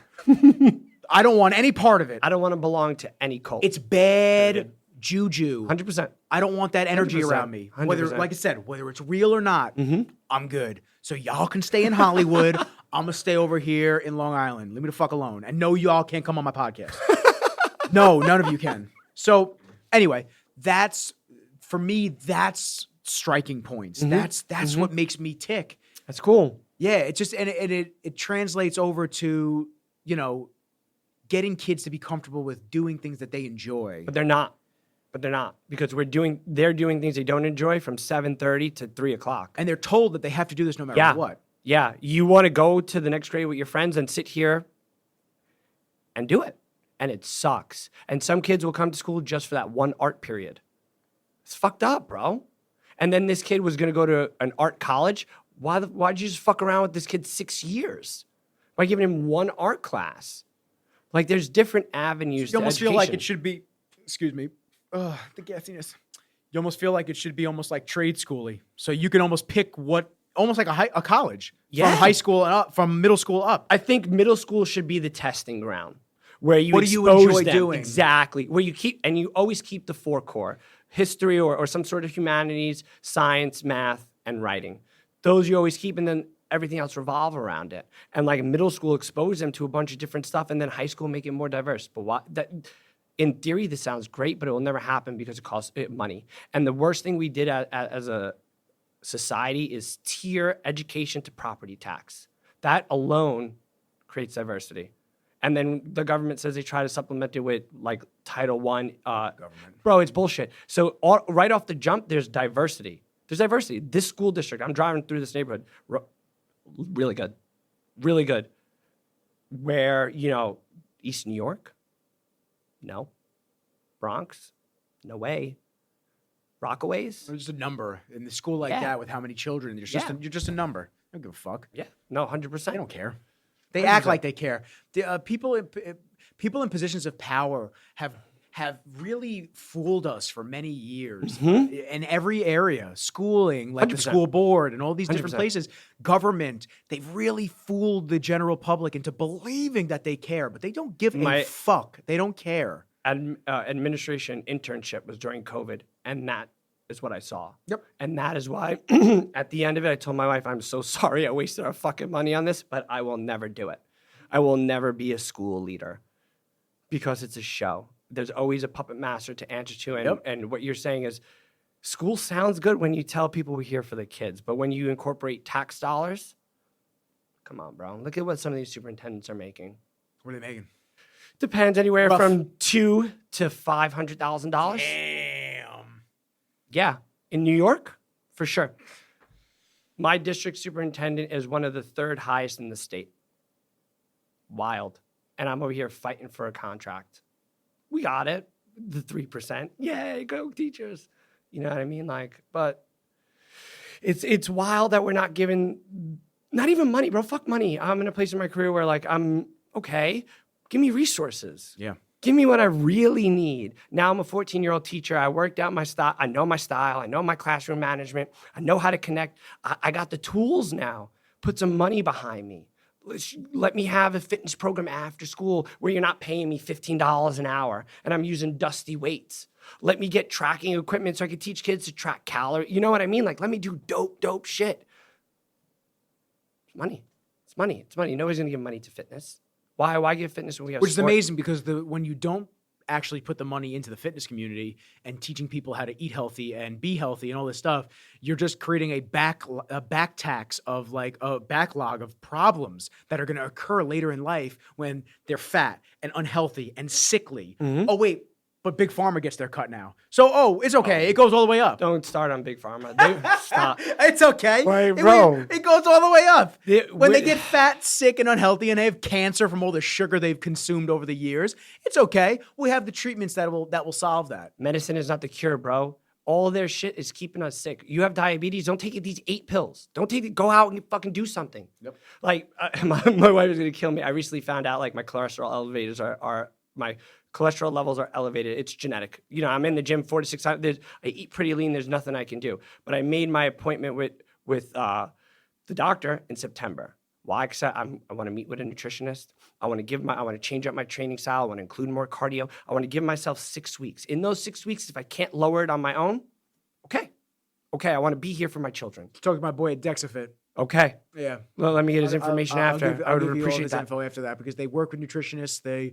They'll do blood work. They'll do all your Yeah. levels. They'll do everything, and they'll tell you exactly what you need to do. I have a feeling like my parents didn't really address it until later on in their life, and now they have 30 pills. You know what I mean? Like I'm 36 years old, so if I start paying attention, I don't eat bacon. Oh well, okay, I'm cool. You know? Well, so the ironic thing about all that is I did heavy keto getting ready for a show Okay. with one of my coaches who's a doctor. Okay. And I was nervous that my levels were going to come back fucked up. I was like, dude, is everything going to be elevated? That's from all usually the case from all though the with red that, right? meat and bacon that Yeah, I'm yeah, eating yeah. and this and that. He goes, go get your blood work done. Okay. Went and got blood work Mhm, done. mhm. Triglycerides, everything was perfect. What? Because I wasn't eating sugar. Sugar. That's what's fucking me. My triglycerides are high because of the sugar. Sugar plus fat in your diet can really elevate your triglycerides and your cholesterol in the body. Yeah, I'm a big beer guy. Like, you know, Yeah. and that's what I'm cutting it out. Like, and I'm I've been going sober since March. Okay, good for you, bro. How you feel? I feel great. I've heard really good things. I feel great. I mean, so I never really liked smoking weed. I'd smoke maybe 10 times in my life. I about smoke 12 every day, times. bro. Like, that's okay. I mean, yeah, listen, yeah. to each their own. Yeah, for sure. I never liked it. I never thought that it did anything positive for me. sure. I always felt like it. I got off a stimulant because of weed. Oh, Like, I yeah? replaced the hardcore ADHD stimulants with just weed. And Okay. a lot cleaner for me. I just felt like it always kept me on edge anytime I smoked. I Oh, just for sure. Paranoid. didn't like it. Yeah, for sure. And then alcohol, I've always liked beer. I've always liked the taste of beer. Have a couple drinks. Yeah, for this sure. and that. Have a couple while I'm playing Xbox and this and that. But At your Magic Card Show games. yeah, man, just Let's getting go, fucked let's up with old nerds. Yeah, come on, bro. Let's go. Oh my God, did he pull out an ogre? Yeah, it's crazy. That card's nuts. Bro, I'd come just to watch. It's a good time. That's hysterical. Everybody that I bring to play, they wind up loving it. My boy Really? Jeff is hooked right now. He can't stop playing the fucking app. That's because too he lives funny. in Florida. Okay, he hits me up okay, every okay. day with his fucking deck. I just gotta show you the text. It's hysterical. It's hysterical. Jeff's a cop, dude. Look, he just keeps That's hitting me up with his hysterical. decks. Look, that's all we're doing. That's funny. So what was I saying? I don't even fucking remember what I was saying. I cut you off. I distract you. It's My okay. bad, It happens a bro. lot. It happens a lot. Weed. Oh, weed. So sober. Yeah. So I have a couple drinks when Okay, I okay. be playing Xbox or whatever.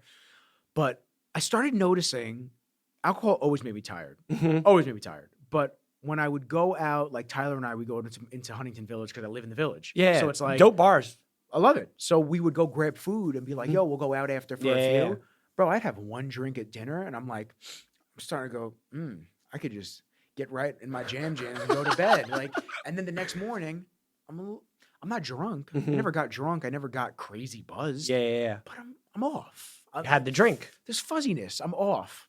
I'm good on it. Isn't it wild we don't categorize alcohol like we do other drugs? Oh, it's a drug. 1,000%. So is caffeine. Agreed. Caffeine's a drug. Agreed. Because even though it doesn't like technically hurt you like that, Mhm. you just become Dependent. one coffee, two Yeah. coffee, one Yeah, energy yeah. drink, 3 energy drinks. Like it just Yeah. you become too easy. And then every now and then, every couple of months, I have to go down to nothing, wait for a few. I mean, I went without caffeine for 2 years. Oh, that's wild. Yeah, and then It's a long time. And then I'll tell you what, man, a quarter of a rain. I drank 1/4 of a rain on my first day back after 2 years of not having caffeine. It was wild. It was Really? wild. The shit. crash must have been crazy. I didn't even crash. It was just a weird quarter of a drink, and I was wired. I was like, oh, what is that? Because I could drink 2 years ago. I could drink 3 of these and not feel anything. Yeah. Just your body resetting and Mhm, recalibrating. mhm. So you just have to understand what you're putting in your body at all times. Yeah. Right now, I look good. I look really Yeah, good. yeah. And it's not gassing myself up. I look really good. Bro, I eat red meat every single day. That's wild. Multiple meals of red meat. Bro, and I'm over here like, And I can't eat eggs. steak anymore. Dude, before I got here, I had 6.5 ounces of bison fillet, super rare. Dude. Oh, if it bleeds, that's the only way I want it. super rare. I gross people out. I love it. No, I love rare meat too. My kid, and surprisingly, my I kids deleted will the eat it picture too. because it was so gross and nobody wanted to see it. I guarantee it. Where is it? Let's go to the top. Oh yeah, I deleted the picture. Yep. I had that with 300 grams of potatoes. This broke my fast too. I was 300 grams of potatoes. Yeah, which is not that Are you much. doing 20-hour fast? I did 18 today, Okay, which was easy. dude. I'm so hesitant to jump on it because I'm afraid of being hungry. No. Do you feel feel do you great? It goes away. You feel sharp. You feel mentally sharp. Like a body reset? Yeah, well, And- you have to get your body into the real reason I do it is not even for weight loss. I don't even give a fuck. It's about the autophagy. Okay. So the body clearing out the dead cells and all the shit that it needs to get out of your system. Because if you're constantly eating, It's not doing that. it processes food constantly. Yeah. So there's Yeah. no autophagy and clearing of the body. But when you fast and you give your body a break, your glucose levels come down. You get mentally clear and it's very weird. People say you do a 3-day fast. It's like insane how clear you feel. Water fast. What? Yeah, I'm thinking about doing one in the next couple of weeks. I'll tell you, the 18 hours is easy. So when is your first or last meal? Is Last at night night? was like 7:30, 8 o'clock, and I had my first meal today at 1:32. And are there specific times in which you're eating, or just when? I just feel like when I do it. I'm not strict with it. Some Okay, people are okay. like, oh, these are my feeding windows. Yeah, my eating yeah, windows. yeah. I'm like, Okay. whatever. I'm loose with it. Loosey goosey. I started looking. I started looking at myself, and I go, oh, I'm tightening. I find I'm tighter, way tighter when I fast. because you have less shit in you. Yeah. So what's crazy is like years and years of bodybuilding and doing cheat meals. I would have a cheat meal on like a Sunday. Fucking disgusting. An enormous, disgusting. Disgusting. Yeah. And then the next 2 to 3 days would be me recovering from said that cheat meal. getting the water out, Yeah, all yeah, this for sure, stuff, blah, blah, for blah. sure. And then by the time I'm ready to have my next cheat meal, I look good again. But like half the week was spent me trying to get all the shit out of my system. Yeah. But when I have a cheat meal now, and I fast, so I'll have my cheat meal early in the day Sunday instead of late. So I'll have it at like So you give your body time. 2 o'clock, 1 o'clock. I'll eat. I'll get ice cream in town. I'll like let's enjoy go, it. yes. And then I'll fast until 1 p.m. the next day. I actually lose weight versus me having to restabilize my body. Very weird. Is your body just processing that cheat meal? No idea. No idea. No clue. Fuck cares. No fucking idea. But it's been a wild journey the last couple of months. Bro, you got to see what works for you. Yeah. Fuck that. I'm going to try it. Hit me on Monday. Fast time. Dude, I'm telling you, man, try it's it. not You try hard. Stop eating at 7:30 tonight. Just try 7:30. it. Yeah. Just try it. And then, like, is there any specific you're eating or just, No, just and you're going by 8, so 8. All right, fuck it, YOLO. so then have your first meal tomorrow. Skip breakfast. Have your first meal tomorrow at 12. I'm not a big bro. I'm whether I'm in the school year or summer, I'm on my feet constantly. So I don't like to eat a lot during the day. So you're already probably fasting without I eating. am, but what fucks me is when I get home, nonstop eating for hours.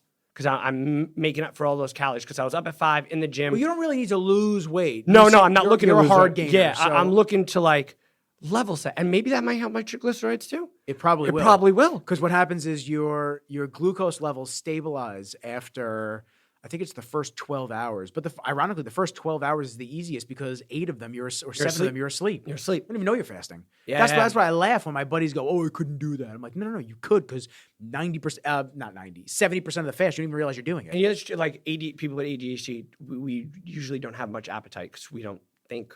We're always go. So it's very rare I feel hungry. It's more as I should eat. And then that mentality gets, okay, I haven't eaten all day, so now I'm home, eat to make up for all the hours I didn't eat.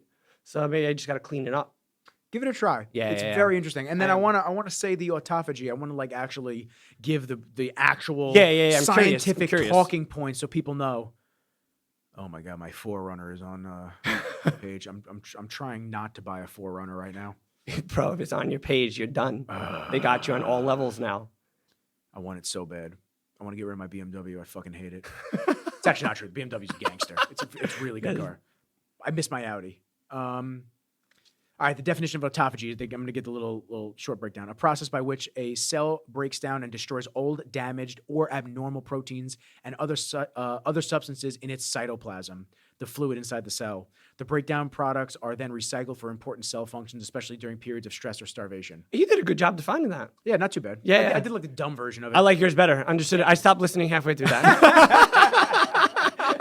All right, so cool. All right, so mine made sense. Yeah, so it's pretty crazy because Yo, I'm behind anything that has science. well, Chris Hemsworth, he did a documentary Okay. on living, Okay. just living and Yeah, yeah, living yeah. longer and all these different techniques and Mm-hmm. cold plunges and all different types of things that are supposed to help longevity of somebody and increase your lifespan. Mm-hmm. And one of them was on fasting. and he did Okay. it with Dr. It was a Netflix, right? Like a doc series? It was on Nat Geo. Yes. Yeah, I definitely did watch it. Through Disney Plus. That's how my son and I got into like, we don't cold plunge, but we should because we live down the block from the beach. So that we both vow like this winter, that's what we're going to do. But we started taking cold showers and bro, I see a difference. Yeah. I mean, just forcing yourself to do hard things. Doing hard things, bro. Rewires the brain a little bit. 100%. And just instead of just having a debate with yourself, you just go, fuck it. I'm just going to do it because I know I have to do it. And Yeah. even though I don't want to do it, this is part of discipline. Doing things we don't want to do. Shout out Jocko. 100%. What is it? Extreme Ownership is Jocko's book. I haven't read it all, but it's a good book. It's in my Amazon. Yeah, it's a good book. But anyway, so one of the things with fasting, they were talking about the autophagy and how cancer cells, they'll keep multiplying because they're not cleared out. So by fasting, you help clear some of these cells out. I'm not sitting here saying it's going to not cure your cancer, all right? I'm a fucking videographer. I'm not a scientist. But what I am saying is that other smarter people than me are saying that it's good. So I'm going to listen to them. No, it makes perfect sense because there's nothing in your body's idle. It's not breaking down anything. So now what happens when we're idle at home? We start tinkering, right? Going through the attic or going through the garage. So why not give our body that opportunity to get all the bullshit out? Like I'm a big, you sold me. Yeah. And shout out John Meadows. I miss you, bro. You know, he passed away a few years ago, but I was a big Meadows guy. Okay. I'm in the jersey today, ironically. But he was big on fasting too. And this is years ago. He was talking about the benefits of fasting for bodybuilders. Interesting. Because most bodybuilders, don't you guys eat like 5 times, 6 times a day? So think about it. When I was getting ready for my shows, I was eating 6 meals a day. Wow. 10 egg whites in the morning, 10 egg whites at night, a cup of oatmeal in the morning. And then each meal was probably anywhere from 6 to 8 ounces of meat on top of veggies and carbs and post-workout shakes and all this stuff. It's just exhausting. So you think about somebody like that. When do you give your body a break?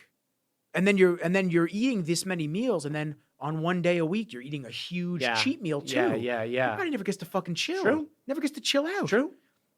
Gotta give it. I'll tell you what, the digestion part of it, you feel great. You don't feel, really? You don't feel bloated. There's nothing in your system. It was like from all the shakes or whatever. I'm constantly bloated. You feel comfortable. Like you don't feel like I just had a meal. Bro, and it's so easy. Just don't eat.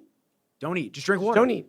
And drink seltzer. So I'm a big water guy. I put a lot of fruit in my water. That's good. Yeah. So you just got to watch. When you fast, you have to watch things that aren't going to spike your insulin. That's what you have to watch. Okay. So like if it's fruity fruit. No, like lemons or lime. That's fine. Or maybe a cut up orange. I don't know if a lime. Orange you might. Because of the acidic, right? Yeah, but orange has a lot of sugar. Okay. So you have to watch out for something like that. That might spike your insulin. Gotcha. Because if it spikes your insulin, you're out of a fast. Okay. Oh, okay. Even if it's a drink. Interesting. Yeah. Because you're still putting it into your body, so your body then has to break it down. Your body's taking those calories in. Okay, so no big deal. Do lemons. Lemons, okay. I'm a big lemon guy. That's what I got today. Yeah, do the lemons. Give it a shot. Try a water fast, and then just try it from 7:30 or 8 p.m. tonight.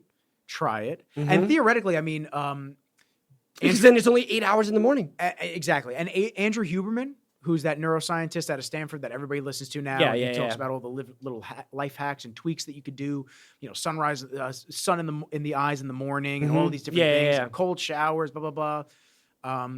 He talks about the benefits of fasting, and he talks about the benefits of just pushing that window out a little bit.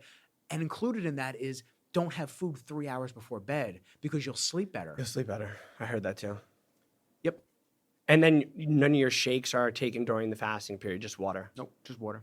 That's wild. And now how do you feel Honestly, training? I try not to. Training, I feel great. Training on an empty stomach? I've fasted for years. I've always fasted training. Okay. If I train in the morning, I've always fasted training. Okay. I could never eat and then go to the gym. And then go to the gym. If I ate a big meal, so what I used to do, I'd just not like have a yogurt or piece of fruit or like a nothing. Couldn't do it. Couldn't do it. Because you got to also realize this: even though it may be a small portion size, the second you start putting any food in your stomach, there's blood getting put into your stomach to start the digestion process. Yeah. And now it's going away from the muscles that you're training. Less oxygen. But you know, the bodybuilding community, a bunch of fucking psychos. They'll eat a meal an hour, 45 minutes before they lift a body part. Some of these dudes, I'm like, what are you doing, bro? I'd be throwing up everywhere. Yeah. Yeah, it's a very strange. Now, I'm curious. I'm super intrigued from what you're saying. From what you're I had a couple guys at OG that were talking to me. Shout out Sippy. You know, he was asking me about fasting, and I kept telling him, he's like, "Oh, I'm gonna try next week. I was like, dude, just fucking do it. Yeah, do it. Just fucking do it. Yeah, man. Yeah. That was like me with jujitsu. It's crazy because like I I was doing OG and I was losing weight and I felt great. But then I said, I want to do something else. I'm tired of bodybuilding. I'm tired of all this shit. I picked up pickleball. It's okay. It's fun. Pickleball's pickleball, bro. It's fun to do on the here and there with pickleball friends. jiu-jitsu. Exactly. So I just said I've always wanted to do jiu-jitsu. So dope. I went for the trial love class at it. Sarah's. Went for the trial class. I said I loved it. I said, hey guys, I'm going to order a gi on Origin because Origin makes all their own gis Okay. in the States. Oh, sick. 99% of other gis are made in Pakistan. Okay. Which, you know, if you choose to support that, that's cool. Yeah, It is what yeah, it is. yeah. I don't give a fuck. Yeah, I hear you, But I for hear you. me, it's important for me to support business in America. Oh, 100%. I don't care if I'm going to pay an extra $50, $60, $70, $80. Yeah, I'll yeah. support the business in America That's to dope. keep manufacturing here. Mm-hmm. So Jocko and Origin, they make gis in America.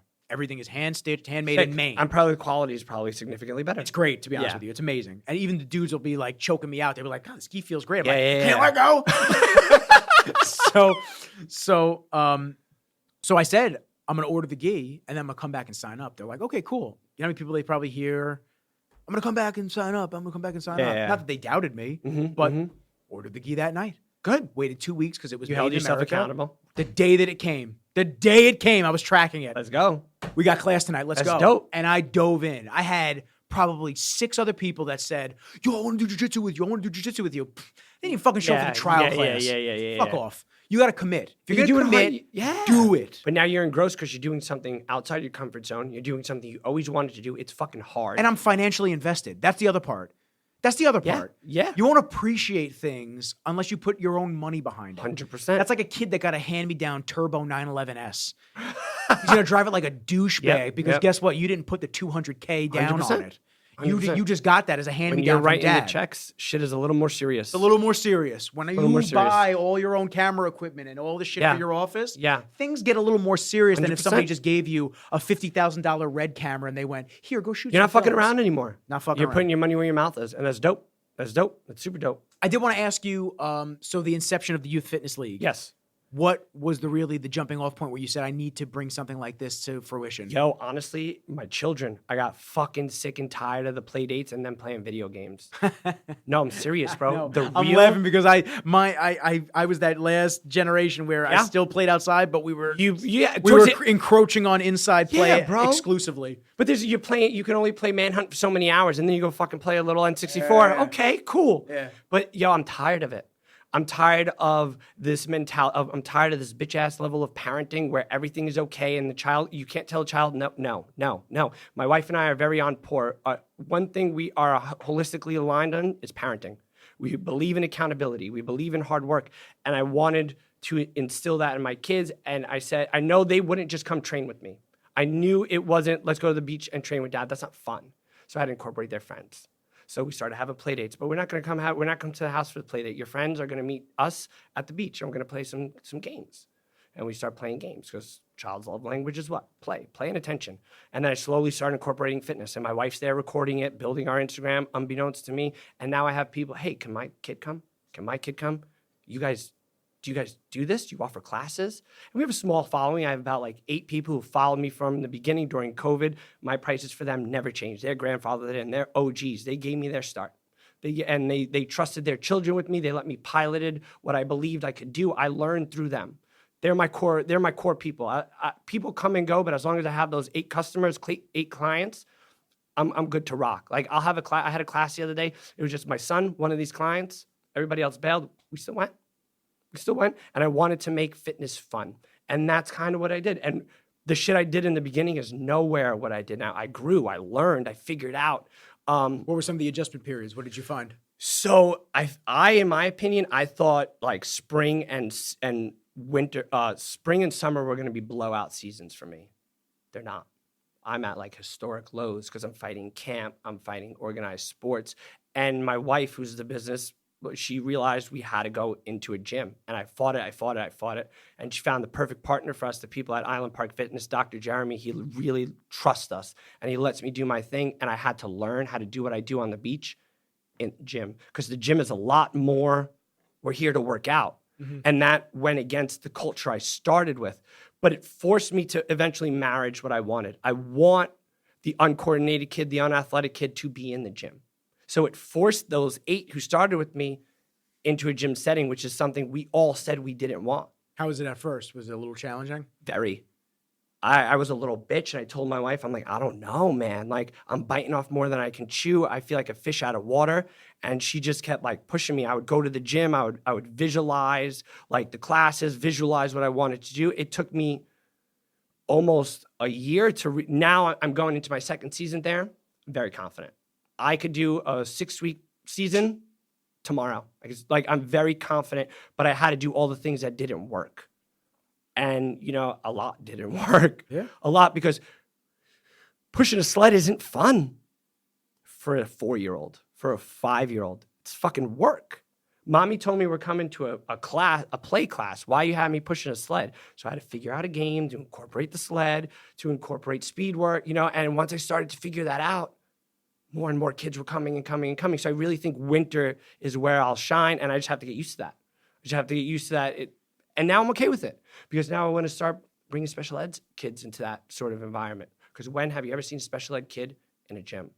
It's very rare. You see a couple rare. of kids on social Very media rare. that are you know that are paraded around. Why aren't and gym shown. owners reaching out to school districts and say, hey, if you can send your kids here with their life coach, free membership? Because they don't care. They don't give a fuck. They don't care. And that's not because cool. People don't care. They only care about themselves. And we're all guilty of it in certain ways, but the mass majority are only concerned with what is XYZ going to do to benefit Yeah, them. man. And that's not what this is. Like, think about it. A free membership for one special ed kid, how often is he going to use the facility? Once a week, maybe. And his life coach has to be with him. So you have to hold the school district accountable for this gift, right? Still, why? Why aren't people who have these private, why aren't you reaching out to schools and say, hey, what special needs kids can get in here? Or can we come to you? That's great publicity. Call fucking News 12, bro. Seriously. Like, why isn't that happening? And that's like what I'm trying to, I'm not going to do it alone. You know, I have a great support team. I have great people, great mentors who's helping me, but like, it's going to take our mission being heard by the people who deal with children. That's unfortunately school districts or parents. If parents get behind it, it will move a lot faster. But if I really want to spread and reach the population I want, I have to go through schools. And I don't know I'm a teacher. So it's like I can't support my mission and then be in my classroom.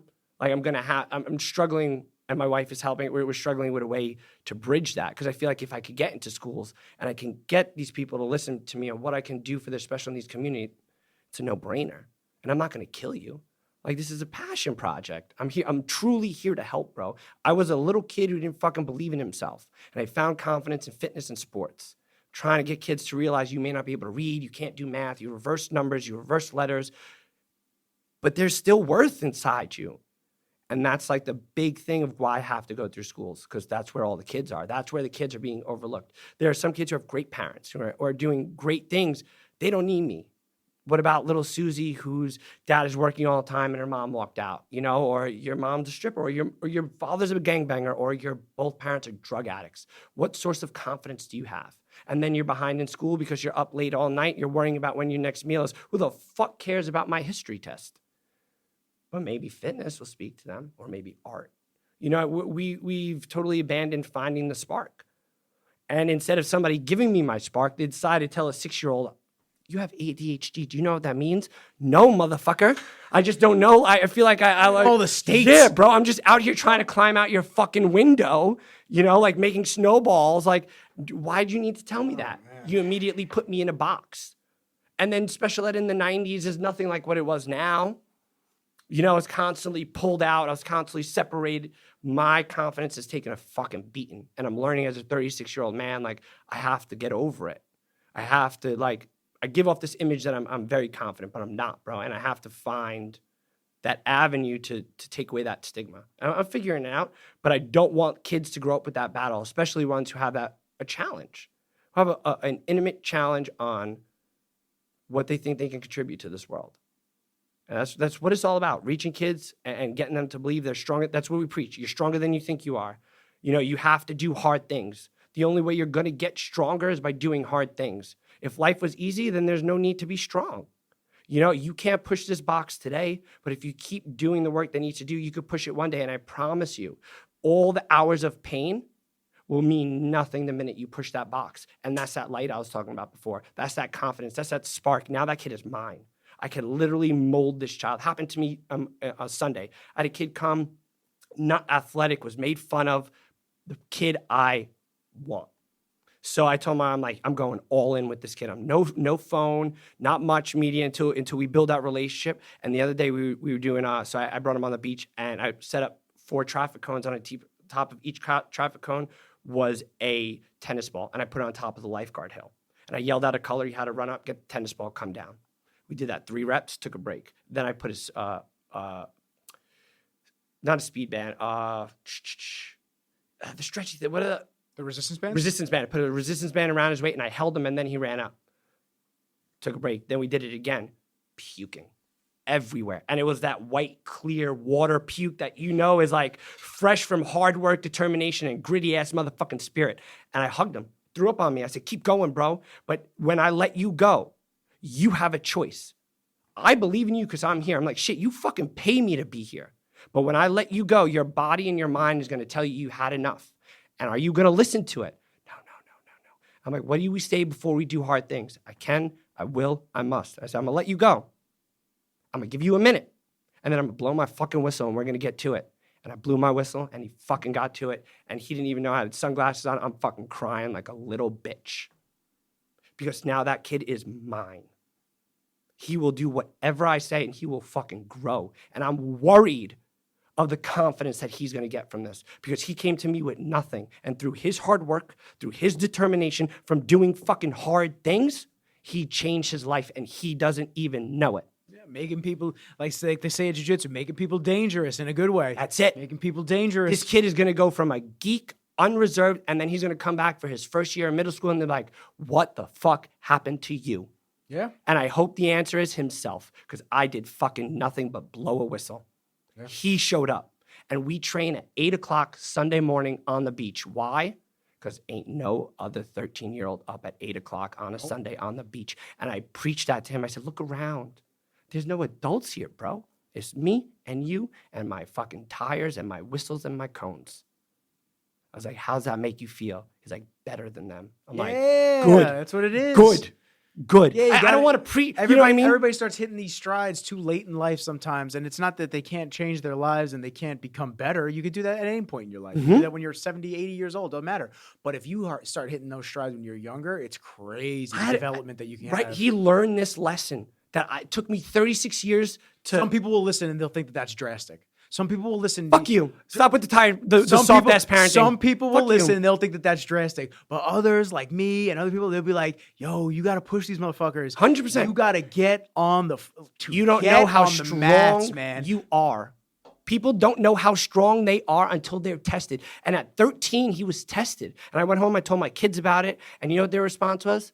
Awesome. Tell them we're proud. Yeah. Because that's the culture I'm fucking raising. I'm not pushing you to throw up. I'm not trying to hurt you purposely. I'm trying to break you spiritually and emotionally so that you can rebound yourself. As a muscle build. Right? Rips, and it rebuilds. Right? Why aren't we doing that here? It's everything in life. Soft parenting. We're afraid of tears. No, bro. No, I owe my today's to my yesterday. Joe Budden line. Like, that's what it is. If you ain't crying today, then you're going to be no better tomorrow. And usually what we cry about hurts us. Sometimes pain is good. Because without suffering, there is no growth. I tell it to my 16-year-old every time we're going to do a jetty run, and he bitches. Every Tuesday, I hear it all Monday night. I'm like, John, fuck it, don't come. Yeah, don't come then. Don't come. Enjoy being the same. And he's like, I'm sorry. I'm like, but you know damn well, son. You know damn well there is no growth without suffering. And we suffer every Tuesday, so I don't have to pay for college. Like, this is... My joints are suffering. Yo, bro, after a jetty run, I'm iced out. He's like, you ready? I'm like, I'll see you next Tuesday. Yeah, I'll see you next week. See you next Tuesday. Yeah, relax. That's my one running day. It's with you. But like, again, when you're my age, you'll feel this. Yeah. You'll feel a couple of these things. But his self-worth is from doing hard things. Why aren't we selling confidence? Like, fuck fitness. Fuck being a child fitness coach. Worry about selling confidence. Make these kids more confident. Stop making them faster for football at 12. Teach them the foundation, the fun balance, right? My little ones were struggling with riding scooters and bikes. And I'm getting pissed. I'm a two-sport collegiate athlete. My offspring can't ride a bike. But I stopped to think and reflect. Nobody ever taught them balance. So what did I go and do? Developed a 10-minute balance routine that we did every morning for a month. I incorporated it into our sessions so they see their friends doing it. I made it a game, and what are we doing now? We're ripping it on the boardwalk in two-wheel scooters. Like, do the things that you need to succeed in sports. We don't need to get so sports specific at 8. I don't need to teach you how to play bass. Like, let's work. No, how are these children going to support their parents when they become a D1 and an MLB athlete or an NBA athlete? How are they going to support their parents if they're not pushed into the sport and grind it every day that this is the only thing that you're allowed to do? This is your life now. I mean, if you want your 8-year-old to be in a running back camp, by all means. Some of the shit's like Nazi shit. Some of the shit's like very like, yo, you got to relax. Yeah. It's not that serious. Let the kid have fun. Like you That's said, the whole point. The whole point, you can be competitive and have fun. No, there is no sports. Once it becomes a job, like me, the minute I got hurt, I'd done playing college soccer, that's it, I'm done. You know what I mean? And it's just like, that's what we have to get them back into that. So now what's the next level for the youth fitness program? What is it just getting more kids? Is it expanding the reach with stuff like this, obviously, in the knowledge base? I think we locally, I'm well known. So having this gym is really good. My wife has plans. As long as I coach, I'm cool. But for me personally, I think I'm at a place where I want to start giving back. Like, because I started it, and I'm charging people. And I have enough following where, like, the schools, man, I really want to start seeing kids with Down syndrome. I really want to start messing around with trying to get an autistic kid to do some sort of fitness. And remember we spoke about before, like, it may not be the fitness you and I do. Fitness for him may be learning a balancing segment or taking a cone and putting it on top of another cone. But like personalized and tailored to exactly what they need out of this. In education, we call it individualized education plan. I want to do an individualized fitness plan for these kids who nobody ever thought they belong in a gym. Like we see the Instagram videos. Yes, those kids are special. But why are there kids there? Because there's an adult who exposed it to them, or there's an adult who invested in them, or there's somebody who's bringing them, who's believing in them to do something that they never thought they could do before. And then who knows what will happen to them once they unlock that confidence. You know what I mean? Like that awkward kid who's playing Magic with you. Imagine bringing him to a gym scenario and he's all in. I want to get that kid jacked. You know what I'm saying? I want to see him big as fuck. It would change his life. Yeah. It would. Because now, because of our society girls will be interested in him. Doesn't matter how fucking weird he is. Yeah. He's going to be physically appealing. Biologically, there will be an attraction there because of the muscle tone and whatnot. Yep. Just is what it is. Exactly. It's natural biology. It's just 100%. It's part of life. And nobody's giving him that opportunity because he's fucking weird. But he's not weird, bro. He's autistic. Homie has issues that He's a little off. It's okay. Yeah. Everyone's different. So that's I'm really a little off with shit. Yo, bro, I'm super off. People look at me. They're like, yeah, Nick's a little off. Yeah, I'm a little off. I'm fucking nuts. I rant all the time. But that's how I really want, like, I preach special education. I have a few special education clients, but now I want to practice what I preach. And this is what I started it. And now I'm in a place where, bro, I'm a firm believer. And me and my wife fight about it. I don't give a fuck about the money. Because if I'm doing what I love, money will come. What's ironic is that's what I was going to say. When you don't care about the money comes. If I'm out here being Coach Tony worrying about money, I'm not Coach Tony. Coach Tony's out here for the kids. Coach Tony's out here because he loves watching kids do hard shit. He loves getting the kid up off the ground who doesn't think he can finish the obstacle course, fucking finishing it. Like, I don't know, maybe it's selfish. I love it, and I get a lot of confidence from it because I was there to help that kid do something they didn't think they can do. It reminds me of, like, that little kid that I thought that I was. Like, I didn't ever think I could do the things I'm doing now. I wish I had that helping hand. Like, everything is always back to that. And I think I'm at a point where I could actually start to make that happen. I really do. And my wife is the brains behind the operation, and I know she knows how much I care about this. So I really think we're in talks with some school districts now or a behaviorist company who's really fighting for us, and he believes what we preach. I really think this time next year we speak, yeah, man, I'm in a school district, or I'm seeing kids after school, or like I got kids coming down to the beach, like I think that's it. And that's all I'm gonna focus on, and make those contacts and refine my craft and figure out how I can individualize fitness for these individuals. It's gonna make me a better human being, better father, better teacher, better husband. And then who knows if I'll make money off it. I'm sure I will with my wife in charge, but like, I'm worried about that connection. I'm worried about that connection. And I think that's where I'm at. I want to stop, building the teaching aspect or the Instagram page, kind of do what I do, what I've learned how to do, and now branch off and help this group because I think it's time. And I want to start bringing them in. I want to start bringing them into the gym. And, even if I do a one-on-one with a special needs client, I'm going to have them come watch. Why not watch group? How's that going to hurt me? How's that going to hurt the other kids? And who knows, maybe he'll get the fuck up and he'll come into the circle or he'll sit down next to a regular kid. That's a win. It's exposure. And now I got that mother crying because for the first time, she sees her autistic son who flaps sitting down next to another 8-year-old boy and learning the same fucking shit, flipping the same tires, ripping the same battle ropes. Like I think that's where we're at. I think we've built the path and now it's time to really hit the mission. And, like I said, it's not money. It's passion. My wife she's the breadwinner. I have a teacher check. We're going to do this. We're going to do it right. There's no doubt that there's not passion behind it. Yeah, there's no doubt. There's no doubt that there's not passion that. for I it. appreciate that. And I'm very thankful that Mike linked us up. 100%, bro. I'm very I really happy appreciate that- the platform. Dude, seriously. for sure, bro. It's really appreciate it. It's an amazing message. It's good stuff. Thank you. And a lot of people need to hear stuff like this because we get involved in our own little worlds and Yeah. we forget about the outside. No, I world. We appreciate you forget giving me your about time. that. I know, people more, bigger companies are not howling at you, and Don't worry you about giving me this platform. It makes what I'm doing. I just and want authentic me people. That's all I want. Feel valued. You made me and my mission feel valued, and I But appreciate that. you are due that because you're Thank you. doing really good work and you are due the acknowledgement of having other people notice it. And I don't have people on because of their fame or whatnot. I can have somebody on that has no followers. I don't give a fuck. It don't matter to me. What matters to me is authenticity. So, Appreciate that. What you do, what your mission is, that's authentic and that's amazing. And Thank I'm you, glad man. I'm glad that Mike 100%. linked us up together 100%. because of that. And Yeah. how can people follow the journey if they want to check it out, they want to enroll we have people they know? Yeah, definitely. So we have a Instagram Youth Fitness League, youth_fit_league, and then you can follow me at coach_Tony_YFL. Constantly posting classes. Right now, one of my favorite seasons is our sunset classes, 6 p.m. on the beach as the sun sets. Parents come, they hang. You want to bring your little wine, little beer? I got the kids. Watch your kids flip some tires, do some shit you never thought that they could do before. Do fucking hard things. Bring them down. You don't believe me? Watch, because you're going to be crying when you see a kid flipping a tractor-trailer tire. That's awesome. I saw my 4-year-old doing it. It was dope. That's awesome.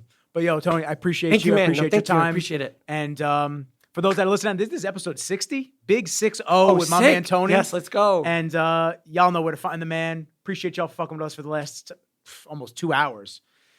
Peace. Later, man. Take care.